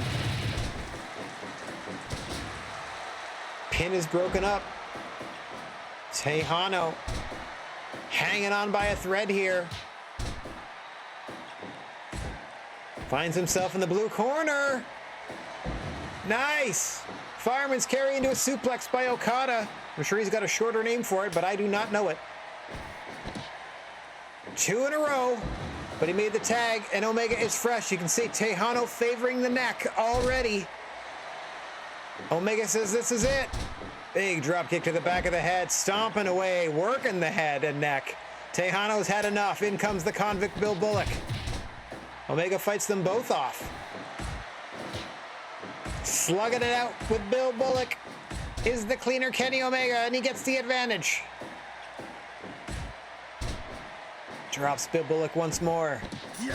Snapdragon into the center of the ring. Another competitor you do not want to give back control to. Kenny Omega. Most of his most vicious offensive weapons come from that position. Nice discus lariat there by Bill Bullock, holding his own. Poison Rana sends him halfway across the ring and allows Omega to get Okada tagged back in. Hang on, swinging neckbreaker drops Bill Bullock once again. Back control. Oh, looking for that Rainmaker. Bullock able to fend him off. Oh, drops him with a vicious clothesline. Heading for a second and nails him. And then tags out to Dragon Rojo Jr. so they can maintain their advantage. Keep the fresh man in. Eddie Guerrero can only look on as this team trying to fight their way even in this one. Hang on, small package to Okada. Page breaks it up. Dragon Rojo Jr. sends Okada off the ropes. Sets up for a spine buster, but collides, unfortunately, with Dave Mastiff. Rojo still able to take advantage. Nice shoulder block. Oh, hang on. Rojo sent to the floor. That's going to leave Omega and Page to help out. You can see just Eddie looking on. I guess as a second, or is it someone eliminated from the match? As you can see, El Tejano Jr. locking Okada in his very own cravat. That's allowing Dragon Rojo's partners to exit the ring to help him out. And they now enjoy a 3-on-2 advantage outside the ring. Oh my God, the stomach claw! The stomach claw by Bill Bullock to Omega. Oh God, thank God he was saved. That could have ended his life. The most dangerous move in the history of wrestling. Big air raid crash to Okada in the ring. Has his hands full with El Tejano Jr. Eddie just looking on, hoping his team can hang on here. Kenny tagged in fresh, but I don't know how fresh any competitor is anymore. As we pass 30 minutes gone on this one, Tejano and Omega legal in the ring. The team in the red corner is still enjoying a 4-on-3 advantage. Big back elbow by Omega. Able to fend off Tejano for the moment. Another big back elbow. Oh dear. Omega sent out of the ring in the wrong part of town. All three of Tejano's partners out to greet him. Oh, a double discus lariat by Bullock and Mastiff. And now the two enter the ring to again maintain a 3-on-2 advantage, while Dragon Rojo and Kenny Omega go one-on-one. Hang on, Omega sent out of the ring. Adam Page all alone against three opponents in the ring. Masterful work here by the team in the red corner. Using their advantage to their advantage. Playing that numbers game. As Eddie Guerrero forced to just watch. Meanwhile, Rojo at a disadvantage in the opposite corner, but big story for my money. Look at the work by Tejano, just surveying the scene. Just biding his time, knowing he's the legal competitor for Team Red. Just has to wait it out. Oh, big shot to the ding-dong to Adam Page.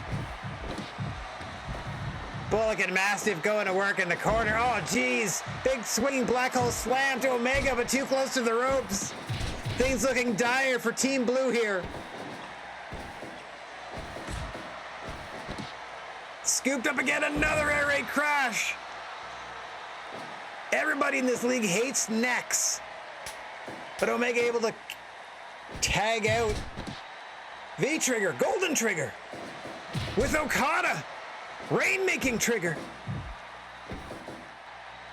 Oh, able to fend off Bill Bullock. Still in the blue corner is Okada. Up top, diving elbow to the small of the back. Unable to follow up immediately. Well, this could be huge if Okada can do something and get a quick pin. Nice jumping back elbow. Rainmaker! Rainmaker into the cover! 1, 2, 3, no! Bill Bullock kicks out! Reverses Okada into the corner! Another Rainmaker! 1, 2, no! Bullock kicks again! Unbelievable resilience on the part of the convict. Able to tag out the Dragon Rojo Jr. I don't know how his head is still attached. Okada likewise tags out to Omega. So many people rolling around on the canvas, clutching their necks. Oh! Drop kick, missile drop kick, doomsday device. Hang on, Kenny Omega taps. We're down to 4-on-2. What a recovery by Rojo to tap Kenny Omega with that arm submission. Double stomp to Okada. 1, 2. Okada kicks. Oh, things have never been worse for Okada and Page. 2, 3. Page on his own, 4-on-1. Who could have seen this coming?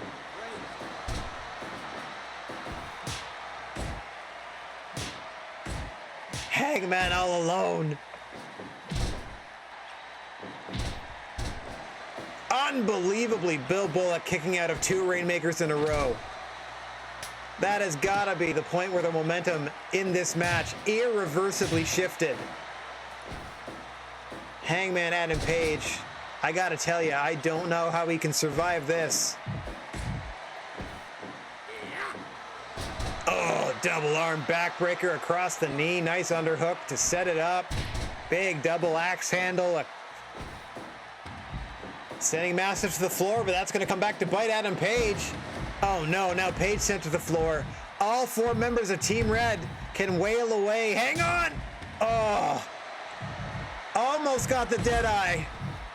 But Dragon Rojo Jr. stopped that with a chop to the back of the head. That could have been Adam Page's last gasp. Can't get anything going. Each and every major move cut off. Nicely done there, though. Nice backdrop suplex to Tejano. Unfortunately, Page's teammates have been eliminated from the matchup, and Fire Pro rules dictate that they must stand in the corner, even though their partner is getting assaulted 4-on-1 and we're outside the ring and there are no disqualifications or countouts outside the ring, which is why this brawl can continue until Adam Page is back inside. Able to get a few licks in here and there, but things not looking good for the Hangman.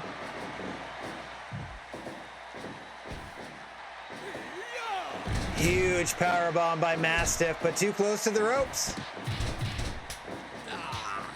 Both Rojo Jr. tagged in. Mastiff trying to help him get set up. Just flattening Adam Page there. I don't know if Page has a submission in his arsenal where he can get a quick elimination. Nicely done there. Trying to hit pay dirt is Adam Page. Sending Rojo off the ropes. Huge clothesline, turns him inside out. Into the corner now. Page got a little something going and it's cut off. Big powerbomb under the chair. 1, 2. Page kicks out. Time for some real cowboy-ish. Oh, double stomp to the small of the back of Page. This should do it, and it does. Clean sweep for the team in the red corner. Should have seen it coming, as it was 2 tag teams set up against 4 individual competitors.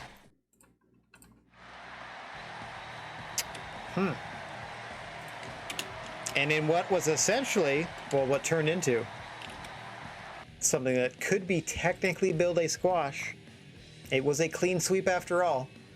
They still did enough to send the crowd home satisfied, which is to say it was over 80%. And so I, as a promoter, am happy. Okay. That was a good test run of that style of match, because when Yuji Hino is healed, we're going to have the full Doldrum squad together. We'll see how Raven and his cronies do in a similar situation. First off, though, we're going to see how they do in trios action as Phoenix, Drew McIntyre, and Raven of the Doldrums team up to face David Houston, Jack Howard, and Matt Robinson. Let's get down to the ring. For all the exciting GWA action, we couldn't be happier to have you strolling down the gnarly wrestling aisle with us. As Mr. Bigfoot rings the bell and we are underway. David Houston, the anti-gravity kid in the red trunks, getting stuffed twice in a row by Phoenix. Quick moonsault pin press. Gets a no count. And as we've seen... Oh, I was going to say the action is spilling to the floor, but... Bit of sportsmanship from David Houston there, allowing Ray Phoenix to return. I don't know if it's Phoenix or Phoenix, so I tend to say both. Just FYI. There is an accent somewhere, like on the E. I don't know if how that is direct, how that changes the pronunciation of the vowel in Spanish. I barely remember what it does in French.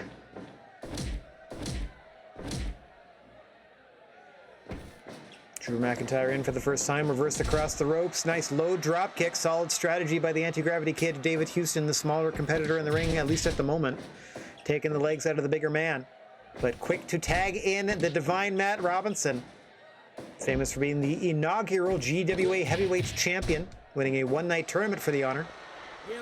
Currently in the ring with Drew McIntyre. His tag team partners, David Houston, who we already saw, and the Hollywood hunk Jack Howard in the black trunks on the apron. Houston and Howard, regular tag team partners in the fledgling tag team division here in the GWA. Recruiting Matt Robinson for this trios action. Drew McIntyre has had enough as we see the leader of the Doldrums tagged in for the first time. Our first look at Raven. Just shots across the bow. Nice combo there with the discus lariat. Quick 2 count for Raven, leading Matt Robinson to tag out to the Hollywood hunk. Our first look at Jack Howard. We, of course, well aware of Raven's even flow DDT finisher. Jack Howard will be looking to hit the Raving Spike, his version of the package pile driver, on the leader of the Doldrums. As we see a version of the DDT onto Raven, has suffered his fair share as well as delivering his fair share after a multi-year feud with Tommy Dreamer. Oh, I didn't even notice Drew McIntyre's got like a logo on his trunks. That's cool. I'm assuming it's accurate. Raven having enough for the moment. Tagging back out to Ray Phoenix. Likewise, Howard refreshing. And now we see the two junior competitors, Houston and Phoenix, back in the ring. Big splash from Houston. Almost ends the match. Ray Phoenix just rolls a shoulder. Almost getting surprised there by the anti-gravity kid, who is on the hop and off the rope for the missile drop kick to the face. Or I guess it's just a drop kick. A low drop kick at that, nothing missile about it. Surface to surface.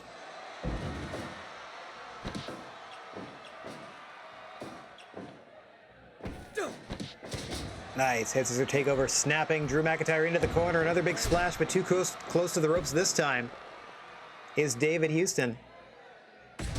See him able to muscle Raven all the way across the ring. Upper kick to Drew McIntyre. Impressive strength from Houston into the pin. But the rest of the Doldrums are there to break it up. And Houston may have tired himself out with that sequence. Now tagging in Jack Howard. Wowzers. I was going to say Drew McIntyre momentarily distracted, but what a release. Overhead belly to belly. Giving David Houston something to think about. Drew McIntyre incapable of thought after that brainbuster. At least momentarily. As we pass the 10-minute mark, and Jack Howard is able to pull him all the way across the ring into his corner. This match not under elimination rules at its first pinfall or submission. Wins the match for your team. Now the leader of the Doldrums. Back in action is Raven. Nice ankle lock here by the multi-time ECW champion. Former NWA World Heavyweight Champion as well as Raven. Hang on. Butterfly suplex with the bridge, but McIntyre there to kick the legs out from underneath Jack Howard. And the match continues. I don't know how effective that is if he can't see you there, Raven. But Raven telling Jack Howard that he's number one. Oh, hang on, even flow DDT. Howard back to his feet, though. TKO.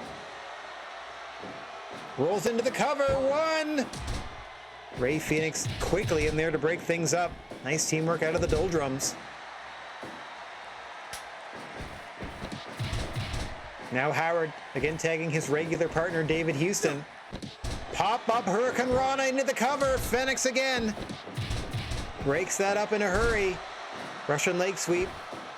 Stops Matt Robinson's interference.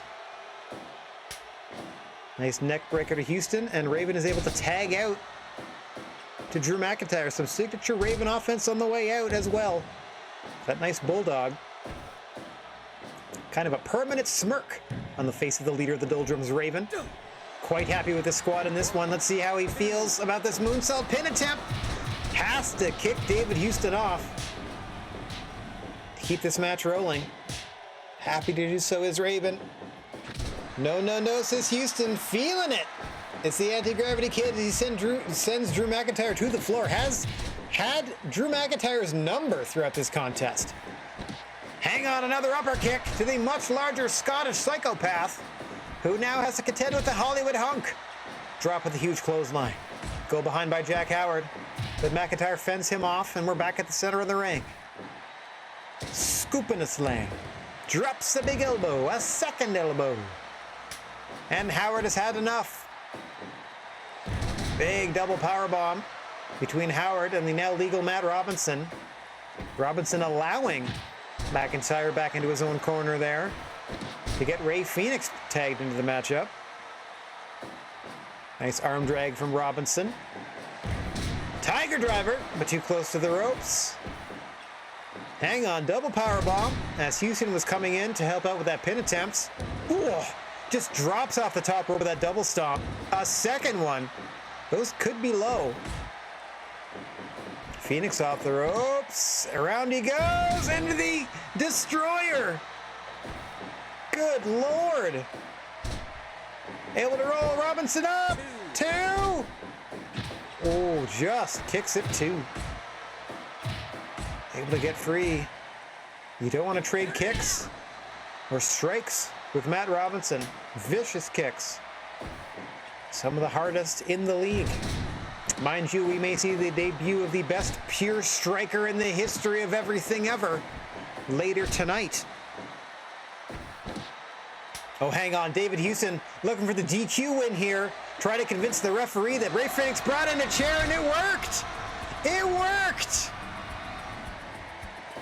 Mr. Bigfoot had the wool pulled over his eyes. The Doldrums are disqualified. Just before the 20-minute mark, your winners, Houston, Howard, and Robinson. Well, that was silly.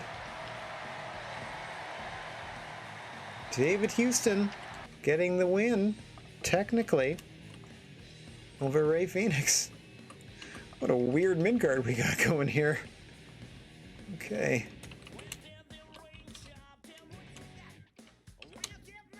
Bonk, bonk, bonk. Okay. Now we got some big singles match coming up next. As we have the debuting Undertaker, our latest signee, against the disgruntled Stone Cold Steve Austin.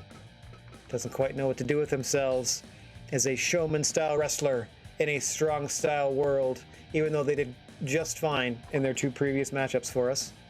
Okay, let's see how they fare against one of their old rivals, The Undertaker, who, as I said, they kind of have a spotty performance record again. Mr. Bigfoot calling for the bell, and we are underway. Austin has done it now. He has gone and made a big mistake. And that is raising the ire of The Undertaker for this matchup.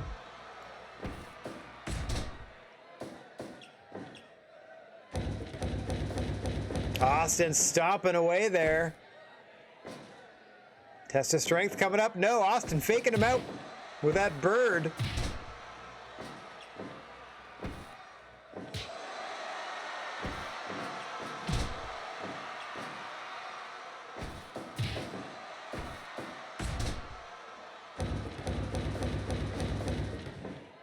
Back to work goes Austin. Flurry of stomps. Never settling for just one. Nice headlock into the punch there. More signature offense from the Rattlesnake.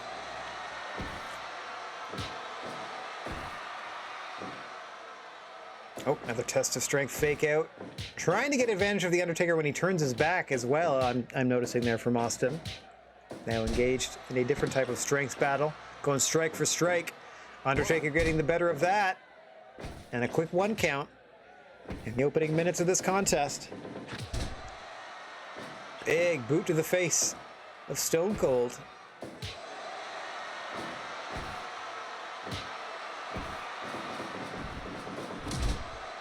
Bez press into a flurry of punches from Stone Cold Steve Austin there. Starting to get warmed up is the bionic redneck.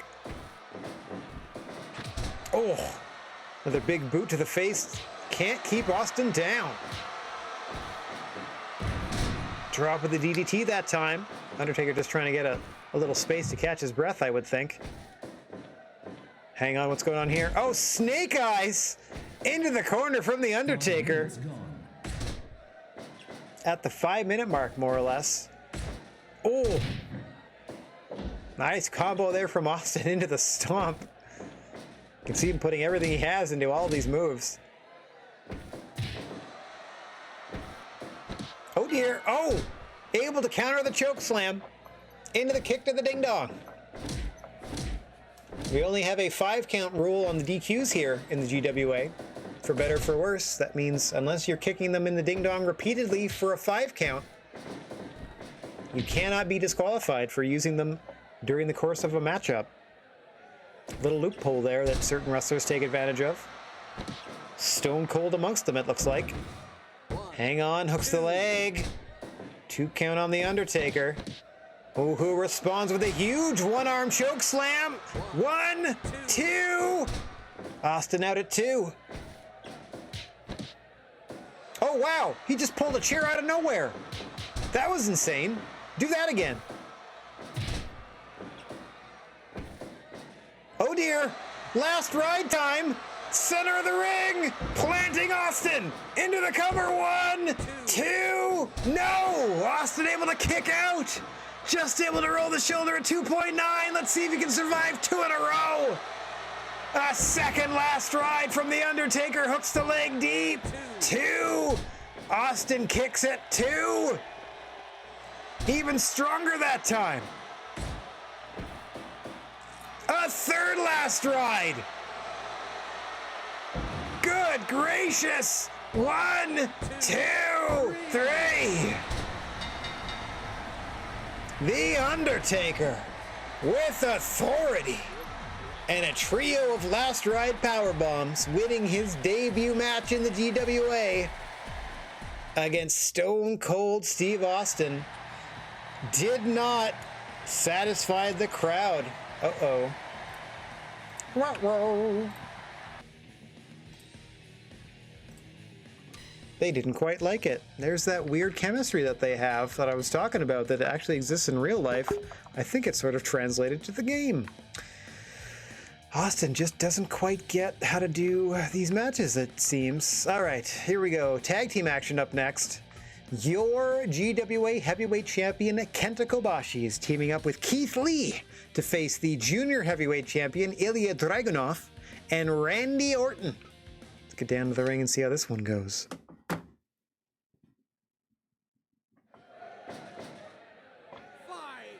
Keith Lee and Ilya Dragunov starting us off here.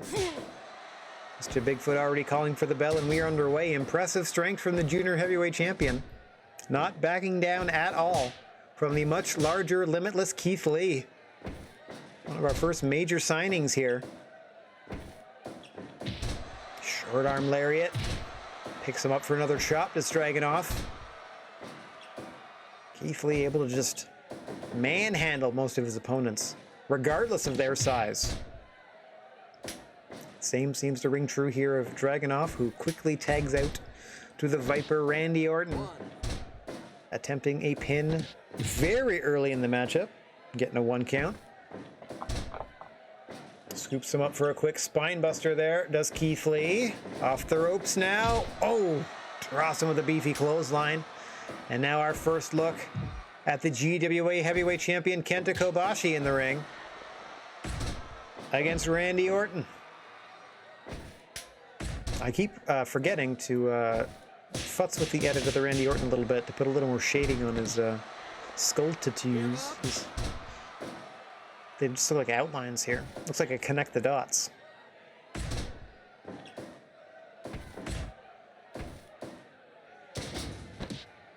Orton slamming Kobashi in the corner. Now the two looking to trade chops. Oh no, Orton opting for punches, but chops win the day for Kobashi. Kitchen sink knee lift taking the Legend Killer over. Former Hall of Fame champion here in the GWA, teaming with the current junior heavyweight champion, Ilya Dragunov, currently in the ring with the heavyweight champion, the King of the Hill, so far as it comes to the GWA. Bonk. Kenta Kobashi. What's going on, Juice? Okay, buddy. I will, I don't want to say look forward to it, but I'll certainly read it.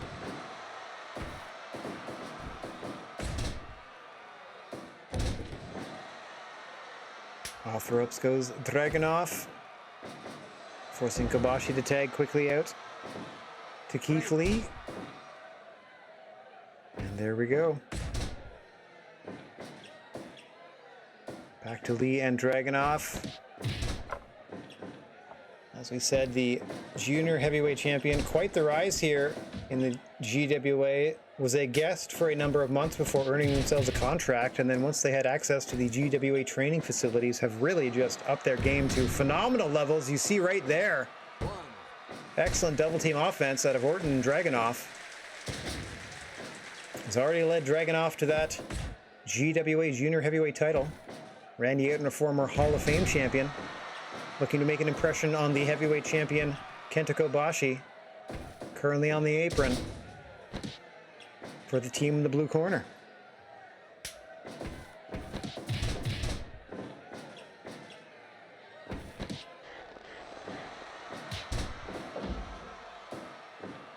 Orton into a quick cover. Just a 1 count. See the crowd already behind Kobashi on that quick kick out.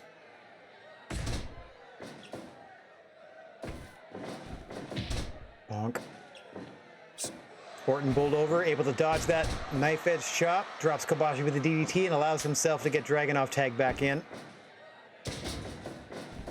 Orton given just a taste, just a little bit to Kobashi before he slithers back to the apron. Dragunov, love that move where he just pulls his opponent back to his feet and immediately whips him across the ring into the corner.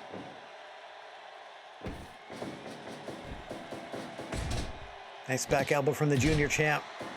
Looking to chop away at the heavyweight champ. Looking to go chop for chop with Kobashi, it seems, is Dragunov. Half and half suplex from Kenta Kobashi, but Dragunov able to muscle his way back to his feet first. Goes the long way around, but able to avoid Kobashi and get Orton tagged back in. Nice double powerbomb on his way out.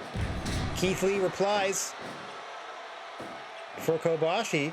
Oh, another quick tag. I didn't even notice that Keith Lee had been tagged in. Smart work by Kobashi, tagging Lee in before that double powerbomb. I didn't even notice.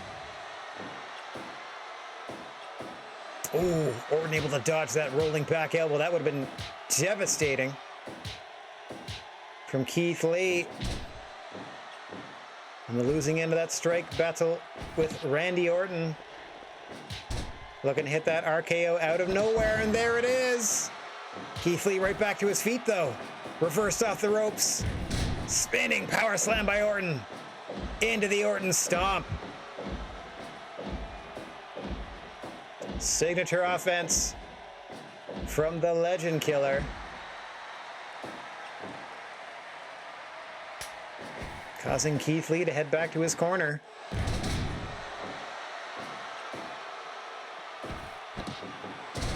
Another half and half. This time to Randy Orton from Kobashi. Yeah, Randy Orton doesn't want any more of that. Trying to get Ilya Dragunov back in fresh. Kobashi smartly waiting in his own corner for Dragunov to make the trip all the way across. More advantageous ring positioning for the blue team. Taking advantage of Dragunov's enthusiasm, let's say, to get in there and go toe-to-toe with the champ. Nice sweep of the legs there into full mount. Hang on, angle slam by Orton to Keith Lee. He's not available for Kenta Kobashi to tag. You saw Kobashi was aiming toward his corner there, but had to keep fighting Dragunov, who looks to be getting the better of Kobashi with these chops. Oh, discus lariat from Dragunov, getting the better of Kobashi. Both men tagging up. Orton and Lee, your legal fighters. Off the ropes. Big clothesline by Orton, setting something up. Waiting for Lee to stand. Drops him with another clothesline, looking for a third perhaps. Gets it. And then an RKO. Into the cover, 1, 2. Kobashi just saves the matchup for his squad. Orange Crush to the center, in the center of the ring to Dragunov, but he's not legal. Meanwhile, another RKO by Orton. Into the cover on Lee. And that will do it. Kobashi unable to save his partner that time. And Randy Orton pins Keith Lee.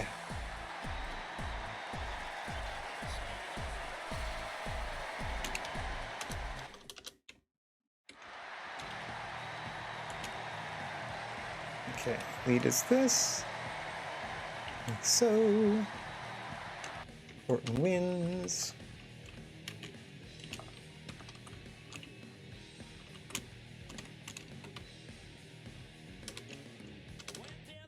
All right, how did people enjoy it? All right, it was over 80. That's all I want. Whew, this show has been a letdown since our opening contest with Becky Lynch and Mad Polly. In terms of match quality, I mean, the crowd was already soured by the fact that card subject to change, somebody didn't show up. Okay, so let's save this.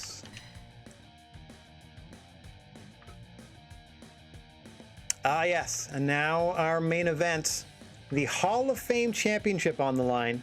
New champion Keiji Muto, his first title defense against Shawn Michaels. Nobody is able to successfully defend the Hall of Fame Championship in our promotion to this date. Everybody loses their first title defense. We'll see if Keiji Muto can change those fortunes, or if HBK, Shawn Michaels, can find his first gold in the GWA. Mr. Bigfoot calls for the bell, and we are underway. Don't know that this match has happened in the really real world. Also, Shawn Michaels' head looks slightly too big for his body, but that's okay. Might be able to fix that later.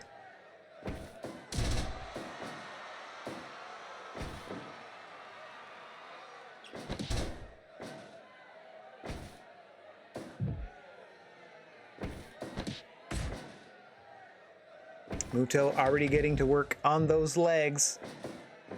Likes to chop his opponents down to the mat, leave them susceptible to the Shining Wizard, the figure 4 leg lock, and if he's feeling frisky, he will bust out that moonsault.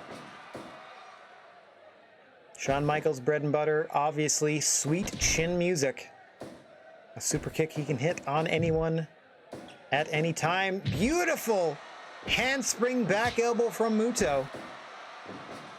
Often imitated, never duplicated, and now the cradle pile driver as well into a short arm scissors from Muto.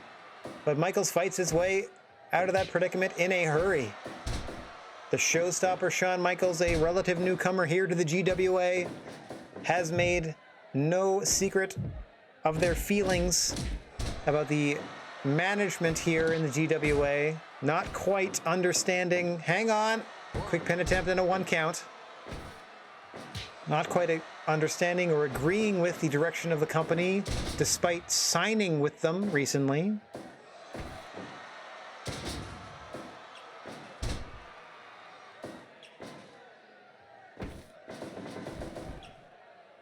Muto trying to send Michaels off the ropes, but he blocks it. Gets sent into the corner, however. Another handspring elbow incoming, but Michaels able to dodge. Slams Muto in the corner and rolls him out of the ring. so he can catch his breath and remain fresh at the 5-minute mark. I just noticed that I believe Shawn Michaels is wearing that little necklace that he used to wear in like 97. He certainly has an earring. Okay. This is, yeah. This is like the, oh, hang on. Figure 4 by Michaels to Muto. Little taste of his own medicine there. Now Muto sending Michaels off the ropes. Low drop kick. Back into an armbar. Goes Keiji Muto. Looking to be the first champion in GWA history to successfully defend their Hall of Fame championship. Michaels rolls him up but only gets a 1. Shining Wizard, center of the ring. Muto pulls him back to his feet but can't follow up. Kitchen sink knee lift by Michaels. Heartbreak Kid going to work here.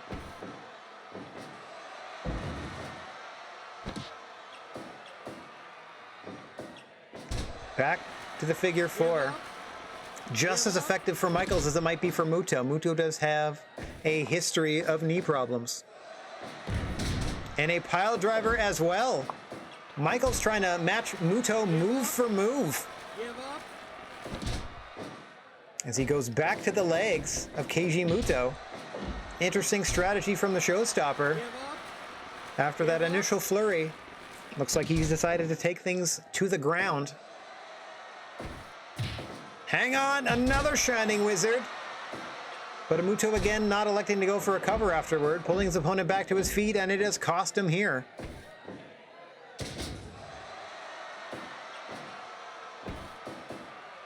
Dragon screw leg whip by Keiji Muto. He'll try a cover this time. Gets a 2 count as we hit 10 minutes in this year's main event.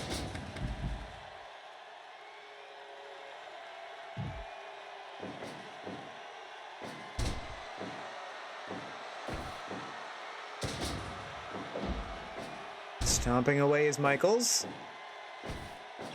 Oh! Sobot into the rolling capo kick from Muto. Signature offense, dazing the showstopper. But Michaels is looking to keep things on track. Oh! That flying forearm into the kip up. Michaels is rocking and rolling now. Big clothesline sends Muto to the canvas. Dragon screw by the champion. Going up top for that moonsault. No, waiting for Michaels to stand. Missile dropkick. That may have been low. He missile dropkicked him to the knee. Did Muto. And Michaels has 2 words for him. What an elbow drop halfway across the ring. Muto with an excellent counter on the follow-up. Shining Wizard! Once again, pulling Michaels back to his feet after that Shining Wizard. It has cost him each and every time. Goes for the pin after a dragon screw, but too close to the ropes. Michaels able to grab the bottom rope.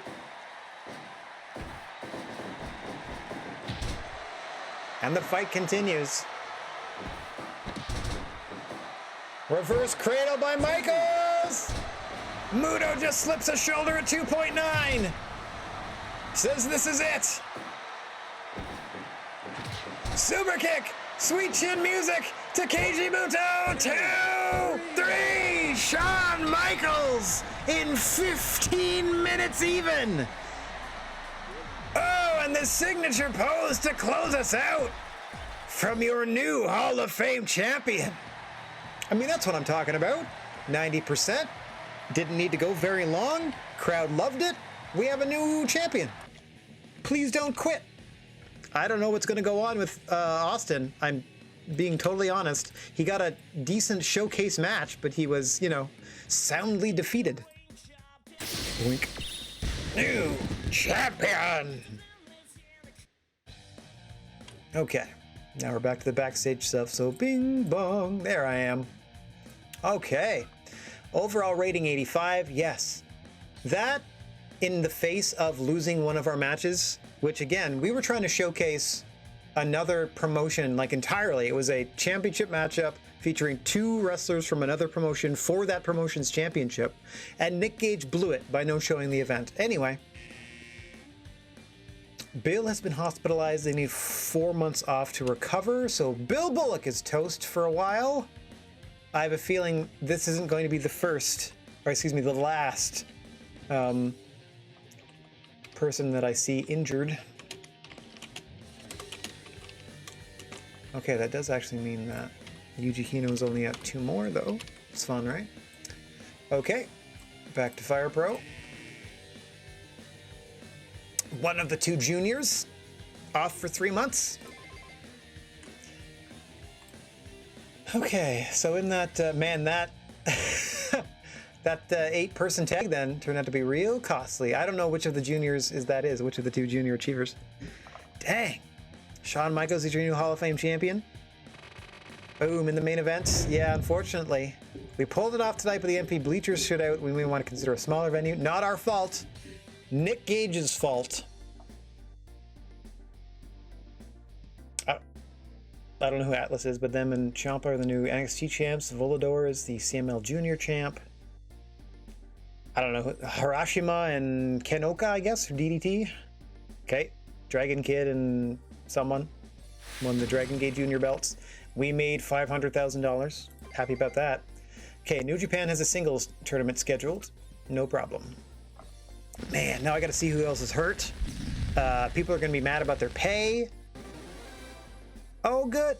Wait, which Funaki? Is it the one I want? Is it Kang Funaki? Okay, so Funaki they found. Mr. Question didn't find anybody. Okada? Please don't be the one that's hurt. Okay, this might be a spoiler on the one that's hurt then, because I don't think they'd be like, they want a match with Dragon Rojo Jr. and Okada if Okada is like banged up, or excuse me, if Dragon Rojo Jr. is banged up. So that must mean then that El Tejano Jr. is out for 3 months. I hope. I mean, I hope in the sense that they're not being like, oh, you got to book this rivalry, but one guy's can't go. Okada and Dragon. Let me scroll way down. Okay, I might just run a 5-match card somewhere weird. Like I might go back to Mexico and just do a 5-er real quick. Headlined by Okada, or, you know, semi-headlined by Okada and Dragon Rojo Jr. Both of which were involved in that tag team matchup in the first place. So I guess this is because Bill Bullock is hurt, and he was the one during that tag team match that really established himself by kicking out of those 2 Rainmakers in a row. So since he's hurt, and since his tag team partner's okay, but since, I don't know, since Dragon Rojo's tag team partner's hurt, it falls on him to fight Okada. Kind of works. El Hijo del Dr. Wagner Jr. from Noah wants, yeah, I love that name by the way, El Hijo del Dr. Wagner Jr. from Noah wants to come in. I'm pretty sure they're the Noah Jr. champion, so yes, let's do that. Okay, we have El Hijo del Dr. Wagner Jr. in, so that should help a little bit. Let me get down here. El Hijo del Dr. This is so long. Wagner Jr. coming in from Noah. Thank you very much. I put you in the guest slot in this text file. All right, let's go. We got some stuff to look at. So let's save our game first and foremost. Let's do our managements. As always, we do our training center repairs first and foremost. Oops.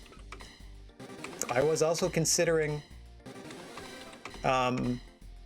just doing a quick promotional battle against GCW since their champion no-showed me and they would be unable to no-show an event where I'm fighting against their promotion, but I don't even know if they have enough wrestlers to challenge to an event. Let's see. Let's see. It also depends on how people are feeling. So there, I've done all my maintenance.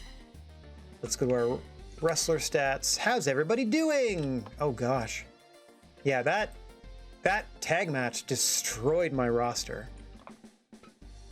Yeah, Lynch is hurt. Put on the match of the night with Mad Polly and got all sorts of busted up. Okay, Buddy Murphy's kind of okay to come back, so we can maybe put them in a tag match. Okay. Oops. Okay. They're fine, they're fine, they're fine. Keith Lee's starting to get there. Okay. Yeah, Bullock's out for 4 months. Punk's back. I can't book Dragon Rojo Jr. Look how busted up he is.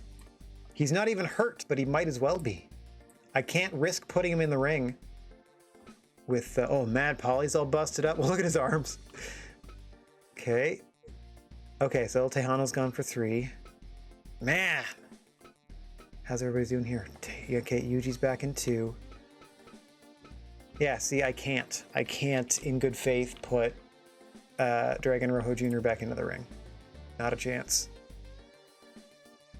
All right, so both of the junior achievers are essentially out.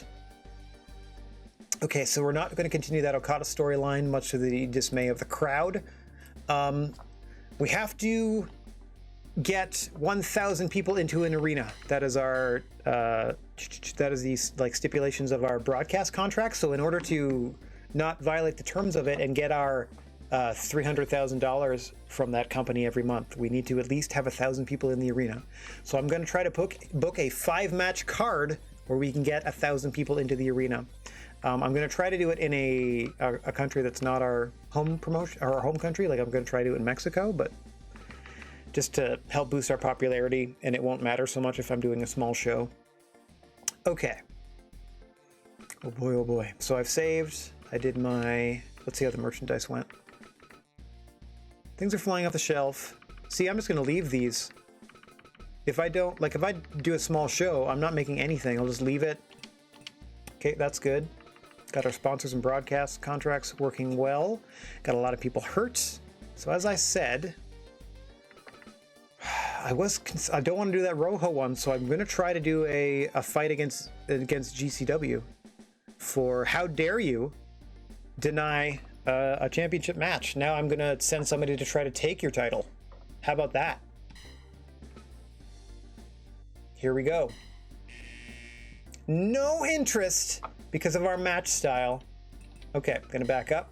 I'm going to try another cross-promotional battle. They are a hardcore promotion, but they did have some strong style talent in there, which is why I was inviting those two to our event. The difference in styles could also explain why he had such a high percentage, or has such a high probability of saying no. Okay, let me do this though. Becky Lynch isn't happy with their pay. Okay. That's something else we need to consider in between shows. Okay, Becky, where are you at? Change salary. Little raise for you. Personal advice. Keith Lee. Okay. Nip all these in the bud as fast as we can. There you go, bud. Oops, back up. Personal advice. Kobashi, champ. Yeah, so we got these new legends coming in, and Kobashi's like, wait a minute. I've been carrying this promotion on my back since the jump. Where's my pay raise? You know what, buddy? You're right. From now on, you're making $5,000.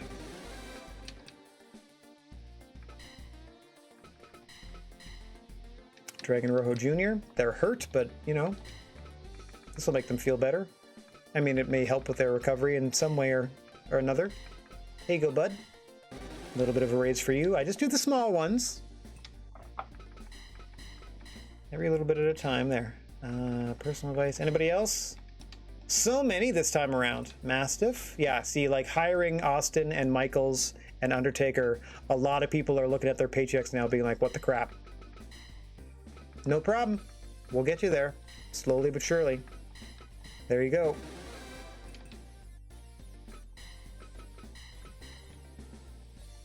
There. See, that's just because there's those two that don't like me.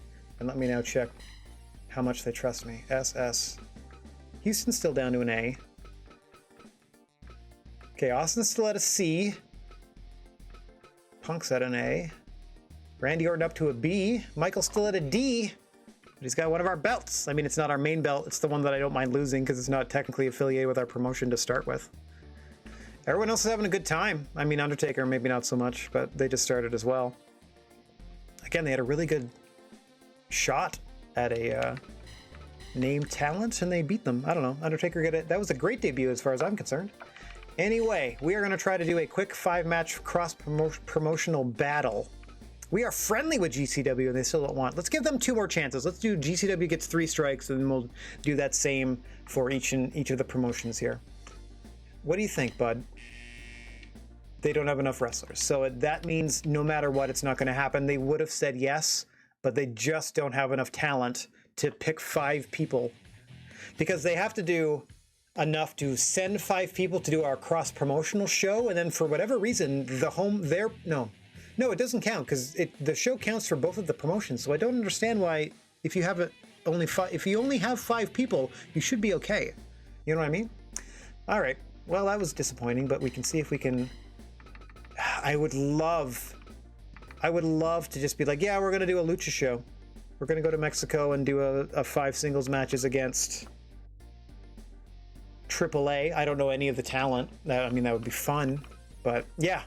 How ungrateful. Like, again, we're trying to help out these smaller promotions. They have like, if you look at their composition, I hope I'm pointing in the right direction. If you look at their composition, they have a real, like, their second and third things are a tie between Showman and Strong Style. So it's not like they don't have a background in that, but because it's a hardcore promotion, because they don't have enough people. I mean, they have twice as many as they need, but because they don't have enough people. All right, we have, who did we fight before? I think we did the Impact. We did a 2 series against Impact Championship. We won both of them, but over the course of them, we like traded. No, it was Dragon Gate. My apologies. We did 2 with Dragon Gate, where we won the Dragon Gate title, or Kobashi won the Dragon Gate title at the first show. That we won like 5 straight singles matches, and then we won the second battle 3 matches to 2. But during the course of that, Kobashi was one of the losses where he dropped the title back. So we did some good business there. Let's go to Europe, quote unquote, because that's the home territory for Impact Wrestling, and let's see if Impact will fight us 5-on-5, technically. Okay.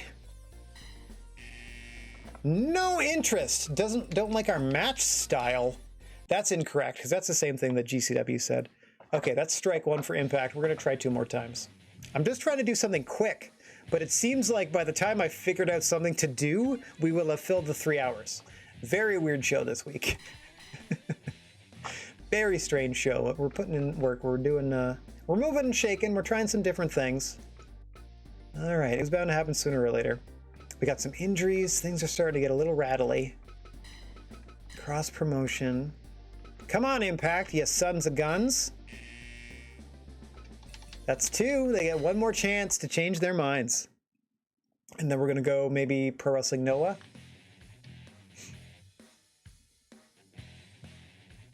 I haven't even hired anybody yet.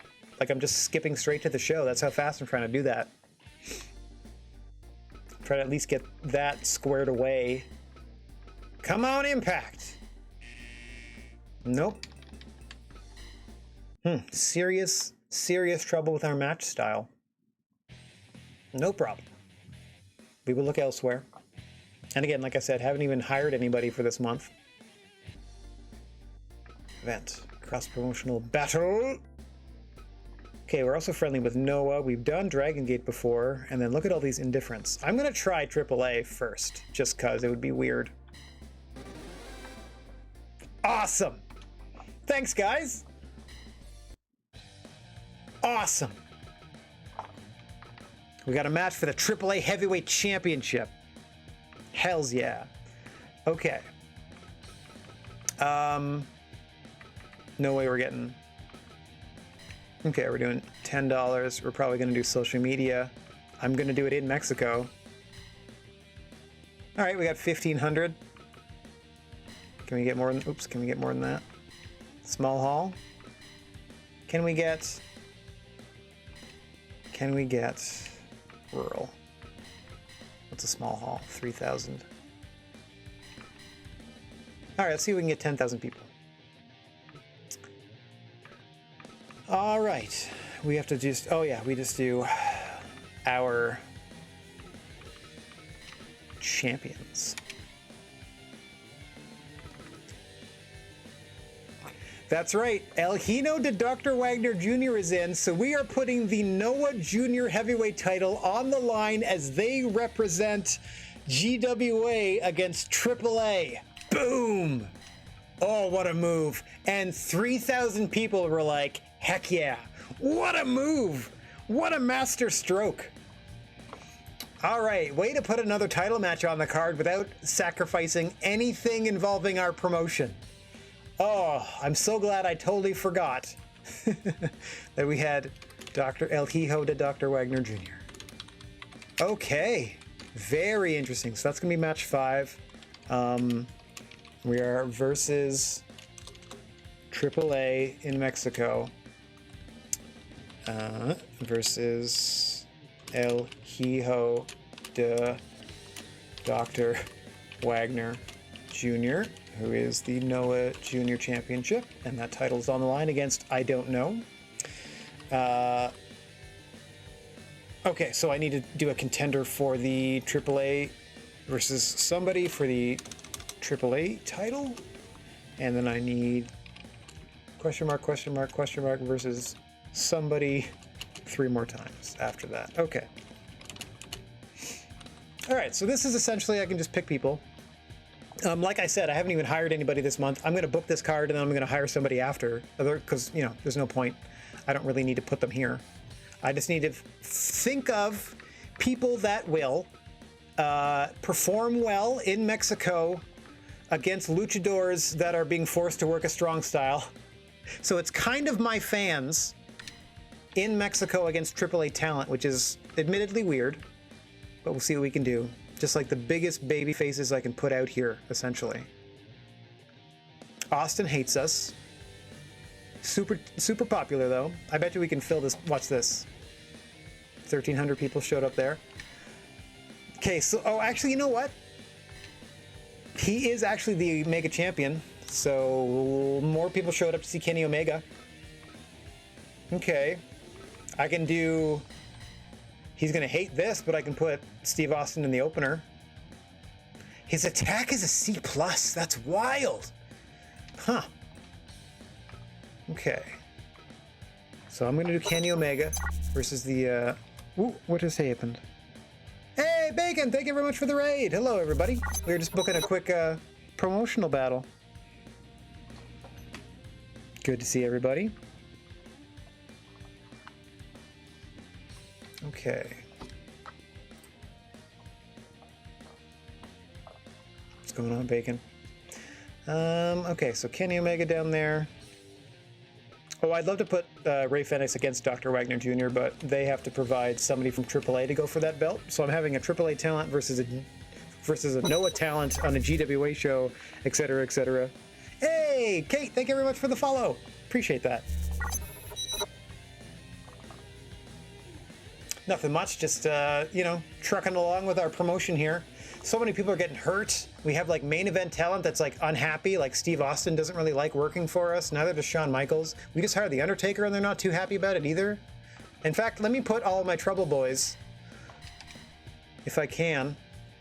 Let me put all my Trouble Boys here in this here match. Welcome, Undertaker. I'm just trying to beat AAA at a promotional battle. Undertaker. Who else doesn't like being here? Shawn Michaels. I don't think I can fill this place up. Steve Austin. Oh, I can. But let's see. Shawn Michaels is a champion. We just saw them wrestle. So let's put somebody in here who we didn't see wrestle last time. Oh, that's fun. Oh, wait. That's him showing up in his tracksuit. And that's his new shirt. And that's his new shirt. Wow, that was fast. That's got his AEW gear already. I mean, I guess it's a guess at his AEW gear, but that's wild. Okay, so I'm not going to make Austin, The Undertaker, or Shawn Michaels any happier by leaving them off the show. But what I should do is try to feature people we didn't see much of last time. Like Buddy Murphy was off the show last time. So let's put him there. Because I'm pretty sure... Wow! Not nearly as big a draw as The Undertaker, but that's okay. Just trying to find who else was hurt that I couldn't use last time. Oh, I think it was Punk. Yeah, it was Punk and Murphy. Everybody else got to do something. Wow, Becky Lynch, worldwide popularity. I'm looking for popularity in the third area. Okada, just doing well. Wow. More people showed up for Okada. Buddy Murphy seems to be the problem. Sorry, buddy. Oh yeah, you're just not that popular yet. We gotta build you up some more. Okay, looking for that third number. Who's got a good rating in that third number? Of course, it's all these people. Yeah, okay, I'll put the Undertaker back in. There, we sold the place out without... Okay, we have a little bit of advertising. Ticket price is $10. We got 10,000 people in this Mexico arena. I know that normally, yeah, if I could book anything beyond these series of singles matches, for sure I'd put a trios match. For sure I'd use a lot more talent. But since we challenged them to a promotional battle, it's essentially a best-of-5 series where we have to win at least 3 of these 5 singles contests. For whatever reason, during these battles, they end up putting one of their titles on the line, so it is generally expected that as the home promotion, we as well put a title on the line. But lucky us, El Hijo de Dr. Wagner Jr. has come in from Noah, so we can put their title on the line as they represent GWA. So we're still pulling for them to win, but if they lose, we don't lose a title from our Fed, so it's not really that big of a deal. Okay, we are done there. Confirm that match card. We sold everything out. You need to book at least one title match for each promotion. Oh, they won't let me. Oh, okay. Okay, well, I can then... Okay, I gotta change something here. I have to turn one of these into a title match that actually is one of ours. So... Dragunov, Kobashi, or Michaels? I'm gonna go Dragunov. I know... There we go. Oh, less people showed up. Way less people showed up.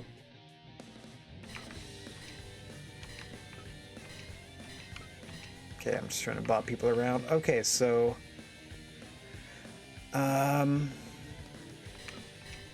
That's gonna stay there. Why can't this still be a title match?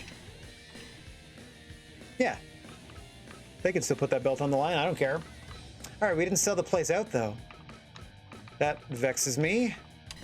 So we gotta go to print. There we go. Again, we're getting $300,000 just to put the show on TV, so we're gonna cover all of this, don't worry about it.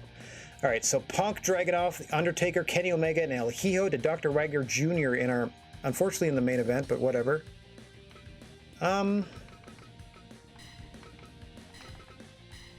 There. There we go.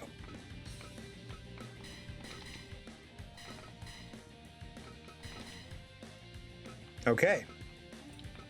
Hang on, wait a minute, that drew more people. Dang. Alright, still gotta go up to print ad. Still get everybody in the door. 5 match. Again, I'm just trying to do this as fast as I can to try to get out at my normal finish time of 11. Alright, so this not ideal, but we're just trying to... This actually helps us with like worldwide relations in terms of our promotion's notoriety. I mean, assuming of course we come out on top of this. There's no guarantee we will. It is pretty dope that we have to put one of our belts on the line, so best of luck to Ilya Dragunov defending the GWA Junior Championship in the main event. I figure that's a better bet than the heavyweight title because it's AAA, so I'd assume there's more smaller wrestlers than larger ones. Okay, so we're getting $100,000 at the gate. That covers all of our expenses. We're getting $300,000. We're getting $300,000 because we're putting the show on TV, so that's extra mullahs. Let us do some quick merchandise. Gonna save that, save that. We have a 10,000 seater. I'm gonna do commemorative photos because we have some other merchandise to move and just a few snacks for the kiddos if they're hungry. It'll have like a fun GWA versus AAA branding on it. Okay, so we took care of that. And now, human resources style, we can offer a contract, and I had already scouted somebody from Japan that I wanted to bring in. So let's quickly throw some money at Kairi Sane. Just, here you go. Come on down. Beautiful. That's exactly what I wanted. We're not featuring them this month, but we got a pretty good version of Kairi Sane in from the Japanese freelance territory. Now proudly a member of the GWA, another addition to our junior heavyweight division. Probably the smallest member of our junior heavyweight division, if I'm honest. Okay. Let me get my big dumb face out of the way, bing bong, because we're about to head back to the ring for this promotional battle. Normally I would loan a bunch of people out because that helps us with other friendships and such. But here we go. Here we go. We got to win 3 of the 5 of these, or we're going to take a big popularity hit, so on and so forth. Less people showed up than they expected. Is that based on the popularity of the people that are facing the GWA faithful? I gotta be perfectly honest, I don't really know. Well, I know who Pagano is. Polvo de Estrellas? Cool. Don't know them. Oh my gosh, Fabi Apache. Okay, going against El Hijo de Dr. Wagner Jr. Okie dokie. Who's Kenny Omega facing? Murder Clown! Hells yeah! Murder Clown. I just saw the main event Triple Mania. And Lady Shani in your main event against Alien Dragunov. Oh my gosh. We will put an address up on the screen where you can send flowers to the family of Lady Shani after that one. My word. Send your condolence cards to the studio. This is wild. Okay. We have our freshly updated CM Punk. We just hired The Undertaker. El Hijo de Dr. Wagner Jr. in from Noah, putting the Noah belt on the line. Thanks very much.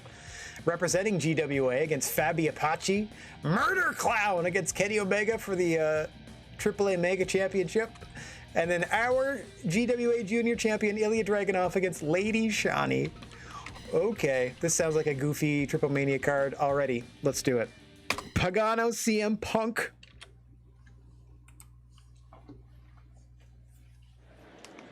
Oh god, they love this clown family.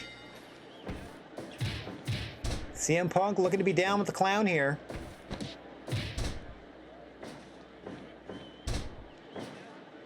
Oh no, I didn't get to do any of the rules. So this is slow. Hang on, I gotta fix that later. Ah, I forgot. Because I was in such a hurry. Chopping away is Pagano in the flak jacket and clown makeup. CM Punk, contracted GWA talent, rocking his Chicago flag gear. I know it's on 100%, and when I normally call matches, it's on 125, so that's technically should be faster than normal. But just seeing the game at normal speed after so long calling it at the slightly elevated speed, I feel like I'm swimming through molasses right now. Oh.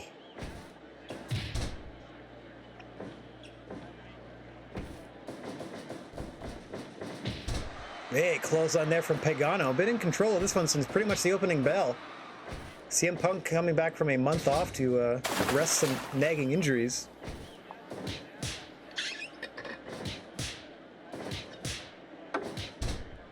Hello there, Dead Stark. Nice to see you.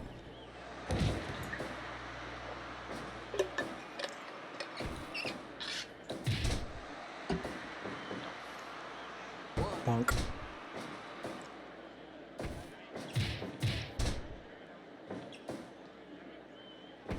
Punk trying to work his way back into this one. I'm a little more hesitant to call these. I'm not intimately familiar with AAA talent. I generally only watch one AAA show a year, and that is kind of to, you know, root for and, you know, sort of laugh at Triple Mania and their constant production woes. It's usually a good time. Pagano Slowly but surely working away on the best in the world. Oh, I'm sorry, he may have surrendered that nickname. The okayest in the world? He's trying to work his way back. We can still call him the Second City Saint, is CM Punk. Not doing too badly there, Dead Stark. Hope you're having a nice evening yourself.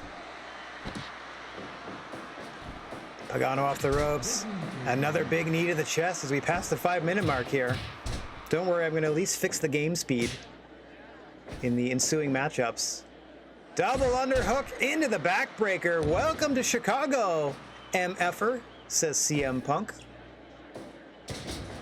Nice turning belly to belly. Sending Pagano to the mat. Trying to slow things down now. Is the AAA star sending Punk out of the ring. Just a one-man booth, Roy, unfortunately. No Vampiro, no flatulence. Oh, you're trying to have a good day, but your Fire Pro's acting up. Do you have it modded in any way, or is it just sort of something going wrong? Punk into the corner. Signature combination there. Leaning in with that knee and then hitting that bulldog. Checking his watch to see if it's clobbering time as CM Punk and gets suplexed into the corner by Pagano. Punk proudly representing the GWA here, his new home, away from home. Pagano missing with a big clothesline in the corner. Both men colliding. Hang on. CM Punk with the go to sleep to Pagano. Rolls him into the cover. 1, 2. No! Pagano rolls the shoulder at 2.9. And the fight continues. Punk spikes away into with the DDT. Pagano goes to the eyes to try to slow him down. Hang on. Big air raid crash from Pagano. Dropping Punk on the back of his head. Into the cover. 2. Punk kicks it 2. And we fight on. Oh, dang. Oh, it might be that something that you're subscribed to isn't necessarily on the workshop anymore. Sometimes that happens, like it hangs up trying to look for something that technically it can't find. Nicely done there. Bit of an exchange into the neckbreaker from Punk. Trying to keep the advantage. Pagano ducks a big clothesline though, and gets caught with another neckbreaker. Pagano up but dazed. As we pass the 10-minute mark, strangely, here we are in Mexico, broadcasting in English, and the PA announcer is Japanese. Big bulldog off the ropes from CM Punk. In this, the opening contest of our Best of 5 series against AAA. The second of 2 shows we're presenting today under the GWA banner, and we couldn't be happier to have so many folks strolling down the gnarly wrestling aisle with us this evening. The GWA is the only wrestling promotion I know of with 3 silent letters making up its acronym. CM Punk with that kick to the side ahead of Pagano, looking to finish him off perhaps. Trying to commit Grand Theft Oxygen with those kicks to the midsection. Off the ropes once again, nice back elbow from Punk. Bit of the ring rust is showing, as you can see he's getting a little worse for the wear. Looking to end things with that go to sleep, rolls into the cover, 1, 2, 3. CM Punk securing the victory with the go to sleep at quarter past clobbering time, and the GWA is up 1-0 against AAA. Woo! Heck yeah.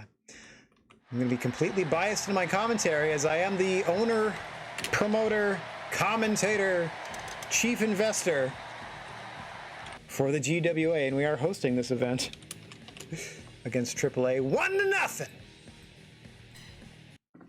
Thanks, Punk. Okay, I don't know. Polvo de Estrellas. You know what? Someone in the chat, can they look up what that is? That's the only one that obviously it's clearly something in Spanish. I know that El Hijo de Dr. Wagner Jr. is the son of Dr. Wagner Jr., but I don't know. And Pagano is obviously the pagan, but Polvo de Estrellas, I have no idea. So Let's take the opportunity to learn something, shall we all? All right. The only thing I can do is speed. Other than that, look at that. No rules whatsoever. Crits are on normal, which is unfortunate. I don't want anybody to get crit. And no rope breaks, which is unfortunate as well, which means DQs are perfect. There are no DQs or countouts whatsoever. So a bit of a lawlessness streak in this promotional battle. I forgot that you have to sort of tailor the rules to your liking before you finalize the card. That's okay. At least I can at least affect the speed. So not quite under GWA rules, but so far we're doing okay. Up 1-0. Let's see the Undertaker versus, and I'm gonna look this up on the old Google machine.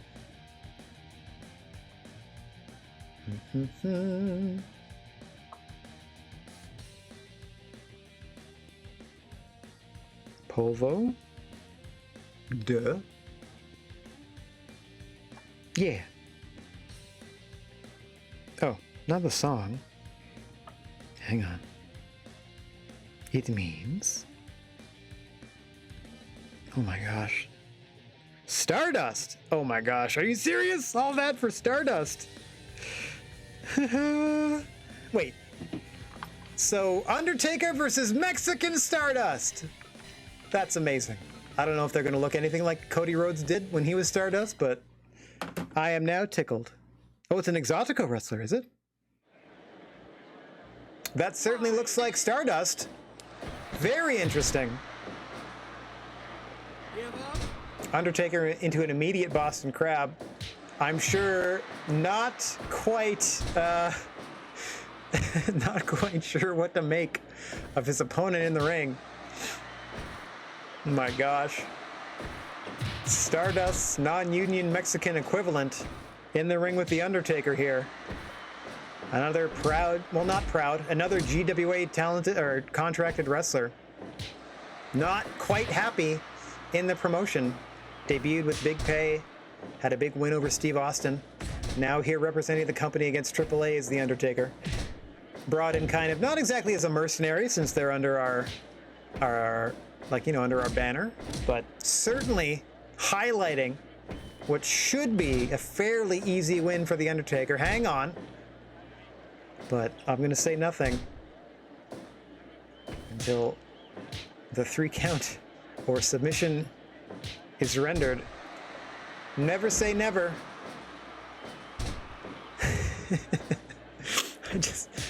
I'm just going to call him AAA Stardust. Polvo de Estrellas. AAA Stardust. I'm just going to go with that. Yeah, perhaps.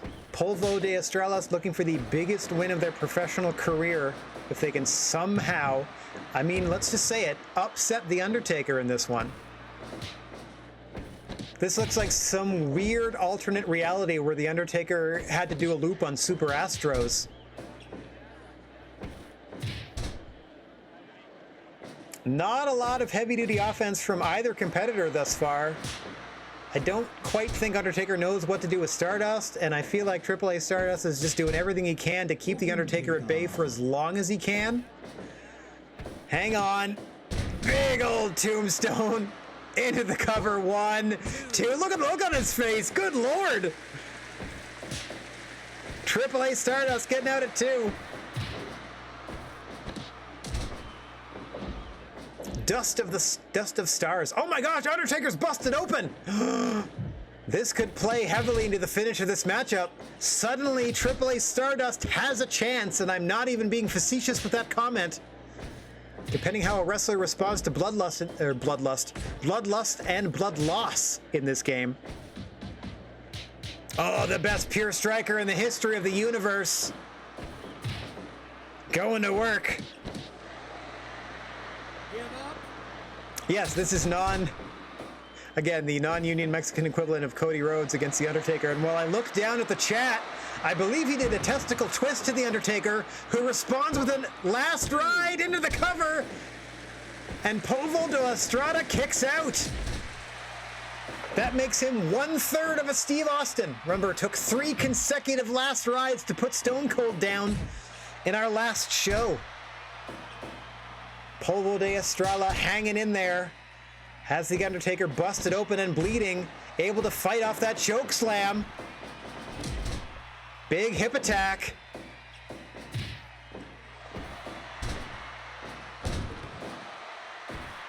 But you can see how much this is taking out of AAA Stardust just to try to hang with Undertaker for 10 minutes. And the look in the eyes of the dead man every time he gets the chance to fight back certainly tell the story.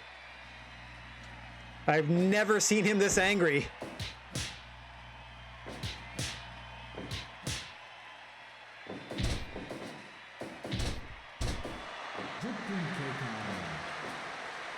Polvo de Estrella looking to the stars to earn themselves a victory here. Undertaker fighting them down to the canvas, but both men sucking wind in this one. Undertaker due to that blood loss. Polvo de Estrella due to giving it everything they have against the dead man. Last ride coming up and going down. Undertaker can't make the pin right away. AAA Stardust back to his feet. Kick to the ding dong. Undertaker's in trouble. Nice hip toss there. Another one. Undertaker rolling through into a third last ride. Boom. Again, he can't make the cover. Or just elects not to. Another hip toss. Spikes him with a DDT, does the Undertaker. Honestly, this could go either way. If Estrella can hang in there and try to tire the Undertaker out. Kick to the midsection and time for a quick pose. Off the ropes. Big clothesline sends Undertaker to the canvas. Oh, hip attack to his own hips. Drops him again with another clothesline. Undertaker can't defend himself. Rolls him up. 1, 2. No, Undertaker barely able to roll the shoulder. Crowd going insane. They can sense the biggest upset in the history of wrestling. Taker with a short arm clothesline. Oh, again. Countering a big move from Taker. Off the ropes. Drops him with another clothesline and catches his breath. Taker is dazed. Last ride number 4. Into the cover, hooks the leg. 1, 2. No, he kicks out. Undertaker enraged.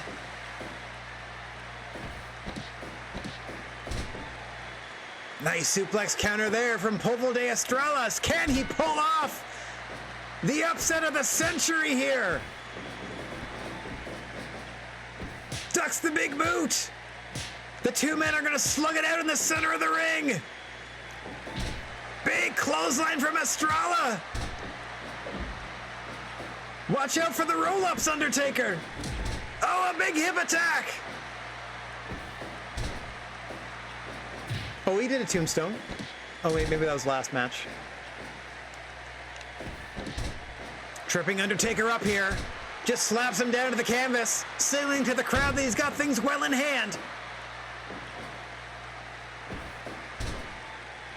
Positioning Undertaker in the center of the ring. Here it is! The lip lock! And the Undertaker submits! The greatest victory in the history of Polvo de Estrella's career! What a maven! The lip lock! And we are at 1-1! Can't complain, that was awesome. That was hilarious. All right. I mean, that's not going to make him happy. That was amazing. We're at 1-1, and I gotta tell you, every remaining match, a championship is on the line. Starting with representing Pro Wrestling Noah. Normally, I mean, obviously they're their Pro Wrestling Noah Junior Heavyweight Champion El Hijo de Dr. Wagner Jr.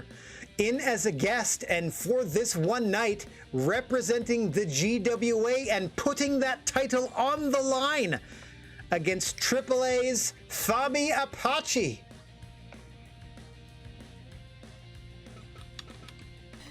Let's go ahead and save that one more time. Oh good, we're back to an A popularity in America. Oh, I can't wait to see how these next matches go. Fabi Apache challenging for the Noah Junior, essentially the GHC Junior Heavyweight Championship against El Hijo de Dr. Wagner Jr., a Noah talent representing the GWA to face AAA in an arena in Mexico with an English commentator and a Japanese PA announcer. Immediately into a German suplex goes Fabi Apache, who I didn't quite recognize with the short haircut.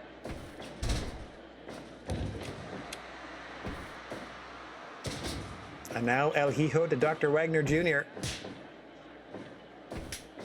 Starting slow here in his Takayama Mania shirt, I'm noticing. Proudly representing his home promotion of both Pro Wrestling Noah and their friendly promotion, the GWA, who have paid him to be here for the evening. Essentially a hired gun. We're fighting against the Luchas. Who do we know that knows the Luchas that's healthy? Most of our luchadors are hurt or otherwise occupied.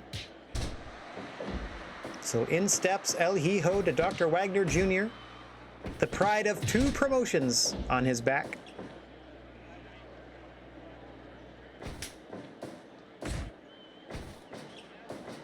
I can't believe AAA Stardust shocking the world in our last contest, evening this best of 5 series at 1 apiece by submitting The Undertaker to the lip lock, though from what I know about Undertaker the man, it's not 100% surprising that he would submit to a move like that.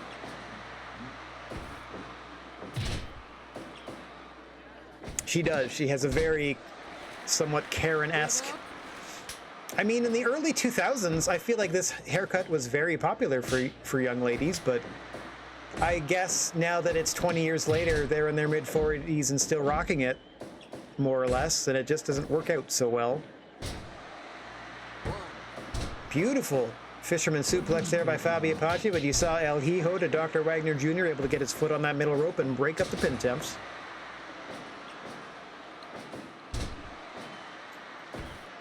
I must confess I am not intimately familiar with either of these two wrestlers' movesets, as one is a guest and the other was a surprise opponent. I'm just going to do my best to call it as I see it and make no bones about it. I'm absolutely rooting for El Hijo de Dr. Wagner Jr. in this contest to not only defend his title, but to put the GWA up 2 matches to 1. I thought we were going to have this thing in the bag with The Undertaker on our side. Things did not work out that well. Oh, El Hijo de Dr. Wagner Jr. with some attitude towards Fabi Apache here. Wait a minute. That's not Stone Cold under a mask, is it? He was originally booked for this card, but it was eventually bumped. I mean, that's just rumor.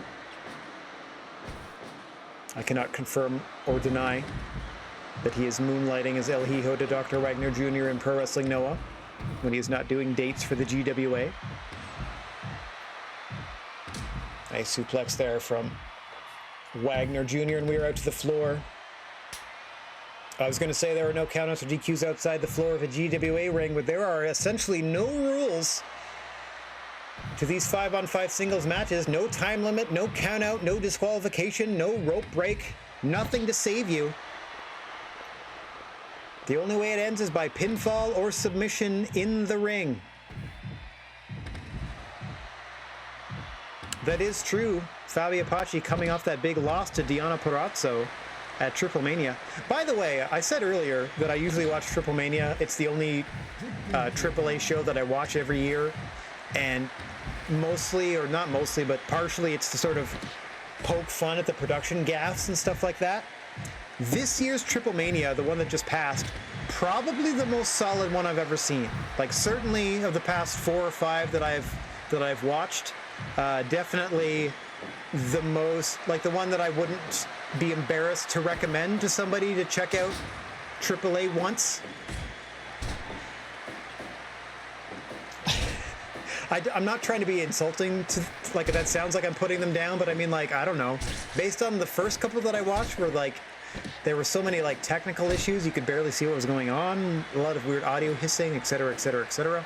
Like, they've sort of put those things behind them, but it's still strange AAA booking. Hang on! DDT almost spelling disaster for Fabi Apache there. Yeah. A lot of effort into this power bomb. 2! Oh, El Hijo to Dr. Wagner Jr. just rolling the shoulder. Shoulder blocking Fabi Apache down so he can catch his breath. Yeah, Omega versus Andrade was good. I thought the whatever match, like that, the Royal Rumble that they had where, like, everyone got a little spot, I thought that was pretty good.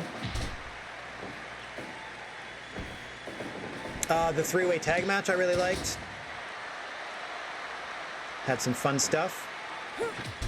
Mind you, they are mixing, like, their roster and, like, AEW talent, etc., but that's, you know, a lot of companies seem to be doing that. Huge moonsault! And Wagner Jr. again kicking out at 2. Fabi Apache getting closer and closer to capturing this title and putting AAA up 2 matches to 1. Fabi Apache getting ready. Oh, I thought she was going for a dive there. Just appealing to the crowd and then retreating to the center of the ring.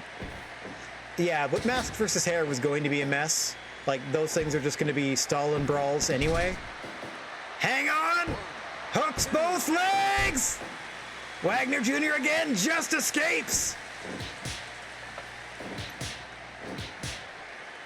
The Noah Jr. Championship hanging by a thread as Fabi Apache presses the advantage here. Off the ropes. Oh, a double down. Neither knew what the other was going for, so nobody hit anything. Nice suplex there from Wagner Jr. Thought he might be trying to send Fabi Apache to the floor to get a little breather for himself. What? Extension on that German suplex! And Wagner kicks it 2 again! Wagner in the worst way! Fabi Apache for the win! 1, 2! No! Wagner out again!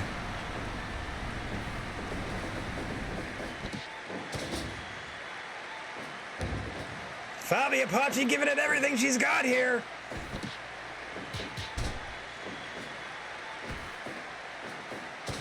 Backdrop suplex drops her to the canvas.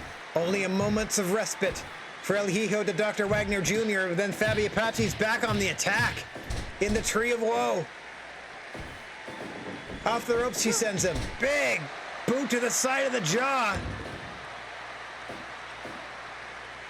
It has been all Fabi Apache for the past 10 minutes. Hang on! Spikes her with a pile driver into the pin! 1, 2! Fabi Apache kicks it 2! Yeah. Powerbomb! 1, 2, 3! Fabi Apache wins the GHC Junior Championship! And the GWA is down 1 match to 2. They have to win the last 2 matches or I lose. What a match, though. The Apache Bomb. Proving the difference maker. And we have a new Noah Jr. champion. At least the crowd's going to go home happy. Gosh, I hope my my promotion doesn't lose. Oh boy, oh boy. That's not my fault. Champion dethroned. They're not even from my promotion. Uh-oh. Uh-oh. Lot riding on the shoulders of Kenny Omega as they go into the ring against the AAA Mega Champion, Murder Clown. In your next matchup, if Murder Clown wins this, AAA will win the promotional battle. Let's save it one more time. I can't believe people didn't show up for this. Like, we were supposed to have at least 10,000. Anyway, let's get down to the ring. No time like the present. It is all on the line here. Oh, Murder Clown. Oh, I guess it was Psycho Clown I saw in the main event of Triple Mania. I get the clowns mixed up. So Murder Clown, what a Hulk of a man, is the AAA Mega Champion. Oh dear, I suddenly like Kenny Omega's chances even less. Hang on. Oh, trying for a Poison Rana very early on, and Murder Clown just shrugging him off there.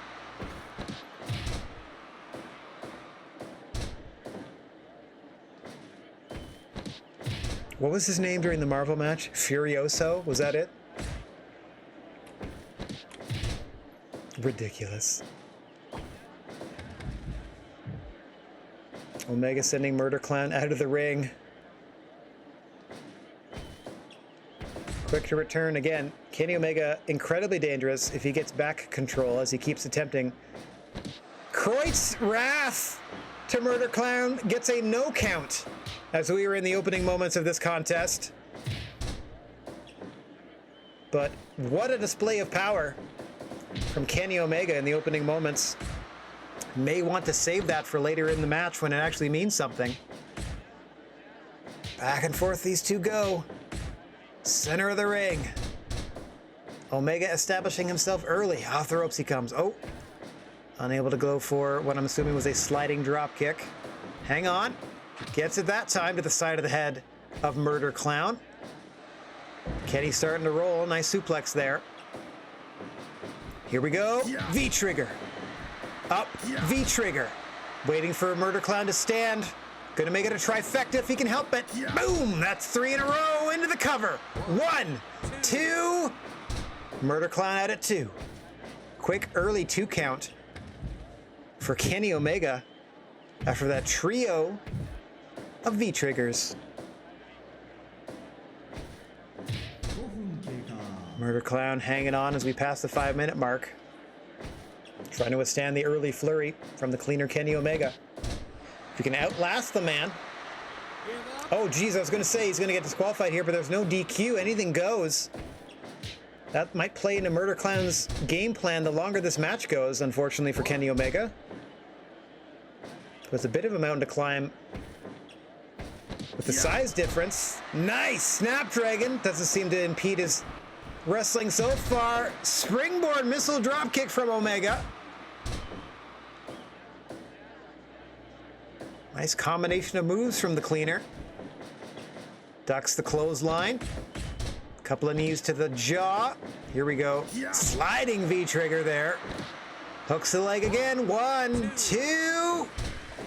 Another solid 2 count for Omega. Poison Rana.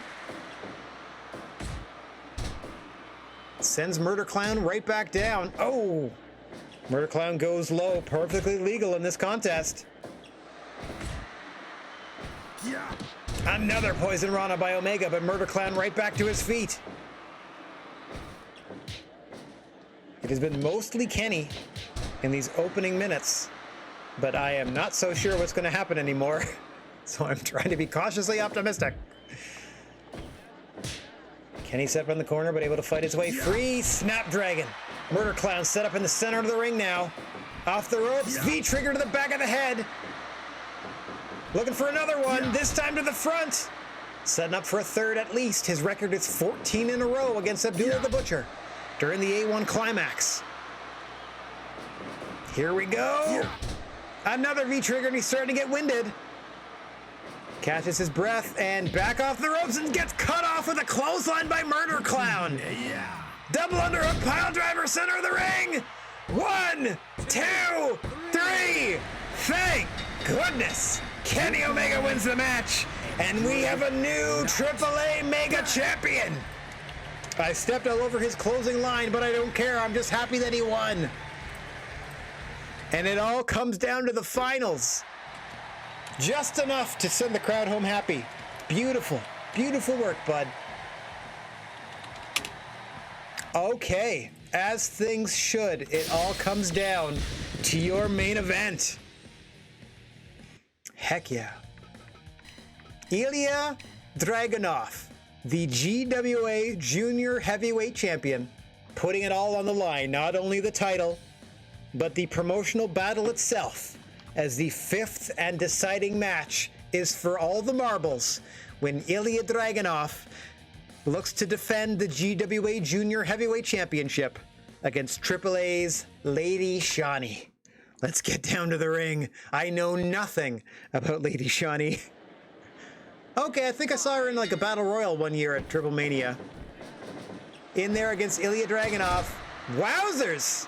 Hang on. Oh my gosh, a series of throwing Germans. Dragunov absorbing the first one and sending Shani out of the ring with the second. Excellent athleticism from Shani there. What a counter, what a roll-up. Fast and furious the action starts in this one. My word.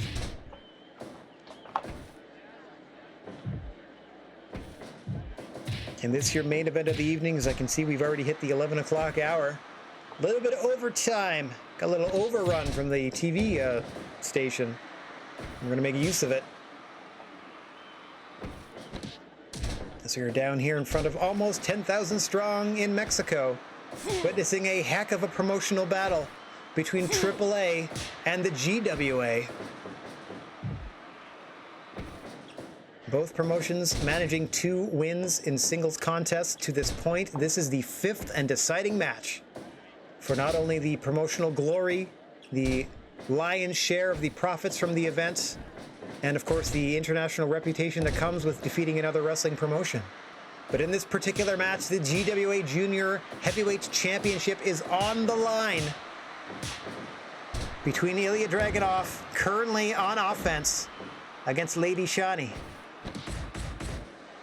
In the, I don't know if that's a pink or a purple, to be honest. Somewhere in there.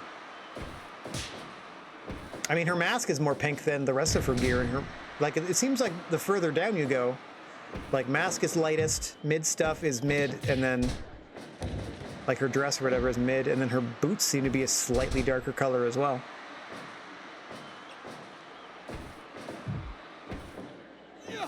Clearly the competitor in the mask is Lady Shani, as she's now sent outside of the ring with a nice delayed suplex from Dragunov, so we can catch his breath in the center of the ring at the 5-minute mark of this main event. Roll up by Shani. And Dragunov able to kick before a 1 count is rendered. GWA talent perhaps guilty of underestimating their AAA counterparts in this one. Wait a minute. Turned inside out twice in a row by these clotheslines from Dragunov, going for a 3rd one. That's 3 going for 4. Don't know if he's got the win for this. 4 in a row, going for 5. 5 in a row from Dragunov, going for a half dozen. 6 clotheslines in a row. Lucky number 7 incoming. My word. Looking for the Elite 8. 8 clotheslines in a row. Catches his breath, gets ready for 9. 6 is afraid of 7. And you can see Lady Shani clutching their neck as he's going for 10. Going for double digits. Turns her inside out once more. He's not done, folks. I don't know if he'll make it. That's 11. Going for a dozen. Got it. A baker's dozen. Can't make it across the ring. What a sequence from Dragunov, but you can see the toll it took.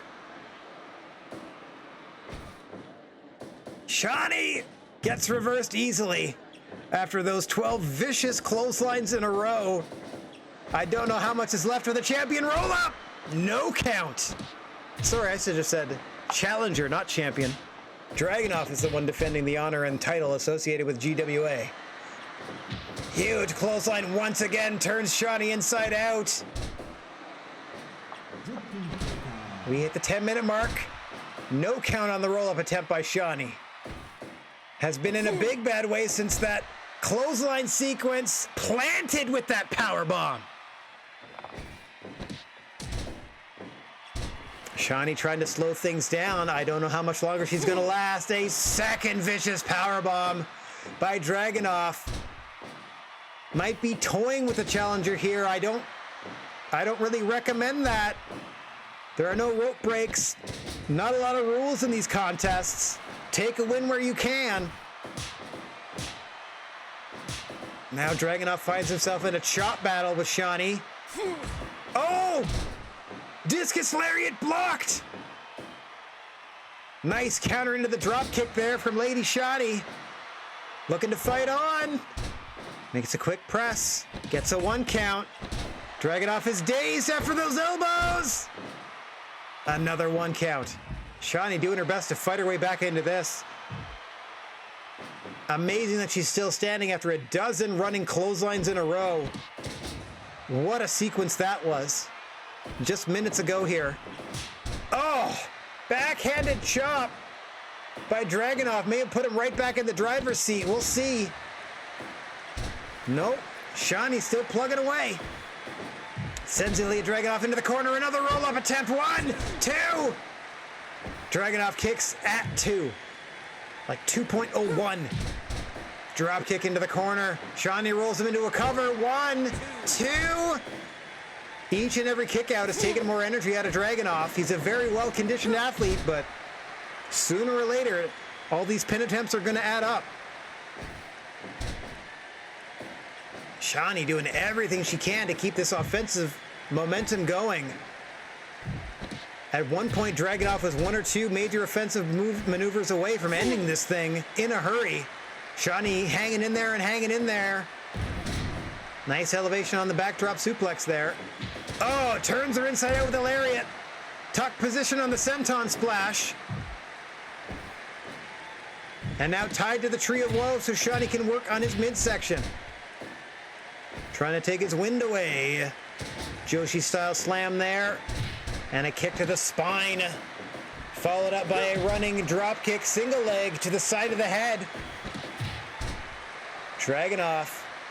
Got to take his time here. There was more to Lady Shani than he first thought, that is for sure. After she weathered that storm of a dozen clotheslines, another single leg drop kick there. Now gets hooked, and that will do it. Into the mount and starts wailing away. Couldn't defend herself. The referee with no choice but to stop the fight. Defending the GWA Junior Heavyweight title and winning the promotional battle for the Gnarly Wrestling Isle, Ilya Dragunov. Oh boy, oh boy, oh boy. Was that ever close? Okay, we are still undefeated in promotional battles, but that went down to the wire. Wowzers. What a great showing by Shani there. Like, she looked good absorbing all that damage and stuff. Okay, I have to change all the rules because we did a promotional battle. Okay, I didn't do the other match that would have... Maybe it would have been a sellout if we had done the recommended blah, blah, blah versus blah, blah, blah match, but people were hurt. We're trying to do this promotional battle instead. We just barely scraped by with a win. Hang on, let me get myself back on screen here. I almost said back on stage. We just scraped by with a win, 3 matches to 2. We captured the AAA Heavyweight Championship, or Kenny Omega did, so that's now in our promotion. We defended the GWA Junior Heavyweight Championship, and AAA now has the Noah Junior Championship. What a fun show that turned out to be. Yeah! This victory broadcasts our strength to fans and the industry. Let's maintain our momentum. So a worldwide audience got to see The Undertaker tap out to a lip lock. Yep, Omega is the AAA champion now. Almost there. Congrats on running a good show. Oh, Will Ospreay is the new IWGP Junior Heavyweight Champion. We got new Noah 6-person champions. Nope, we got new GCW 6-person champions. Delilah Doom, Solo Darling, and AJ Gray. I guess they'll show up for their own shows. I mean, the Legend promotion went bankrupt. That's gonna have a lot more talent. And legendary talent at that on the market. Okay, sometimes it's unsustainable with the kind of salaries and egos and stuff they would have been dealing with. Okay. WWE's doing a singles tournament this month. That's a big deal. That is a big deal. Another promotion falls. Okay, we found somebody. Maybe that's Beth Phoenix? Okay. Blue Panther left CMLL? Okay, so before we do anything else, oh wow, nobody was going anywhere, huh? 6 months, make offer. I'm just gonna, everyone play to their strengths. Lucha Latin America, sure. 6 months. Everyone's going up for 6 months here. Showman America, sure. Actually, let's do King's Road America, because that's closer to strong style. You can, yeah, you can just do strong style America, sure. Okay, sending out all those scouts. Not gonna do any contract offers at the moment. I'm just gonna save this really quick and look at training center maintenance. Do that real quick. Whoo boy, I'm not even gonna look at the free agent pool now that the Legends are done, because those are all gonna go to Europe, because that's where the Legends promotion was based out of. I'm just gonna take a quick look at maybe the promotional stats before we log out for the week. Something I can ruminate on. Okay, merchandise. As I thought, we blew out all that stuff. Those photos can roll forward. That's good. Do a quick save there. Check everyone. Buddy Murphy wants more money. I'm gonna do these quick, just before I forget. Buddy Murphy, change salary. Everybody gets a little bump in pay. Not everybody, but those that... Okay, Okada wants more money. Those that, you know, complain about it, get a little bump in pay. Squeaky Wheel gets a little grease going on here. There you go. I don't know how long I'm going to be... Kenny Omega wants more money. How long I'm going to be able to hold on to everybody. Especially my big stars that are not happy at all. What's up, AAA champion Kenny Omega? Oops, personal advice. Trust. Punk wants more money. Of course you do. Consultation. Punk. There you go. His trust is already S, but whatever. Personal advice, trust. Okay. That's just to do with... Okay, who doesn't like me? Kyrie Sane trusts me as an S. She hasn't had a match for me yet. Thanks, Kyrie. I appreciate that. See, still at a C. Okay. Oh, yeah, Orton again is up to a B. Michael's down to a D. Undertaker's up to a C. It's taken a while. Raven's up to an A, or down to an A, because we haven't featured them in a little bit. You got to keep them featured. You got to so on and so forth. But if you get hurt, I can't feature you. ADBD. Wow, we're a B in Mexico already. Okay, a lot of stuff went down. I think we're okay. We sent the scouts out. I'm not offering anybody a contract. I'm going to take a look at the talent next month, or next week / months 11 and 12 of year 3. Okay, nobody needs to go anywhere. All right, I think we did it. I'm going to save one more time. And then I'll tab over here and hit this button to get my big dumb face front and center. So I can thank everybody for watching, no matter where or when you happen to be. I'm wishing everybody chill vibes and clear skies. If you find yourself in possession of a plethora of positive energy, please share it if you can spare it. And don't forget about your old pal, the Silent G, Rad Gnarly, saying so long for now. We will be back Friday evening at 7 p.m. Eastern to get together with some pals for 7 days to die. Until then, TTFN, let's go find somebody to spread a little love to on our way out. Let's go find somebody to raid here. Oh, there we go. We actually haven't raided Bruce in a little while, so let's go ahead and raid Bruce. I like to raid him every couple weeks or so, just to say hey. All right, thanks everybody for hanging out. Hopefully I'll see you tomorrow evening for, like I said, 7 days to die, 7 p.m. Eastern. Ta-ta.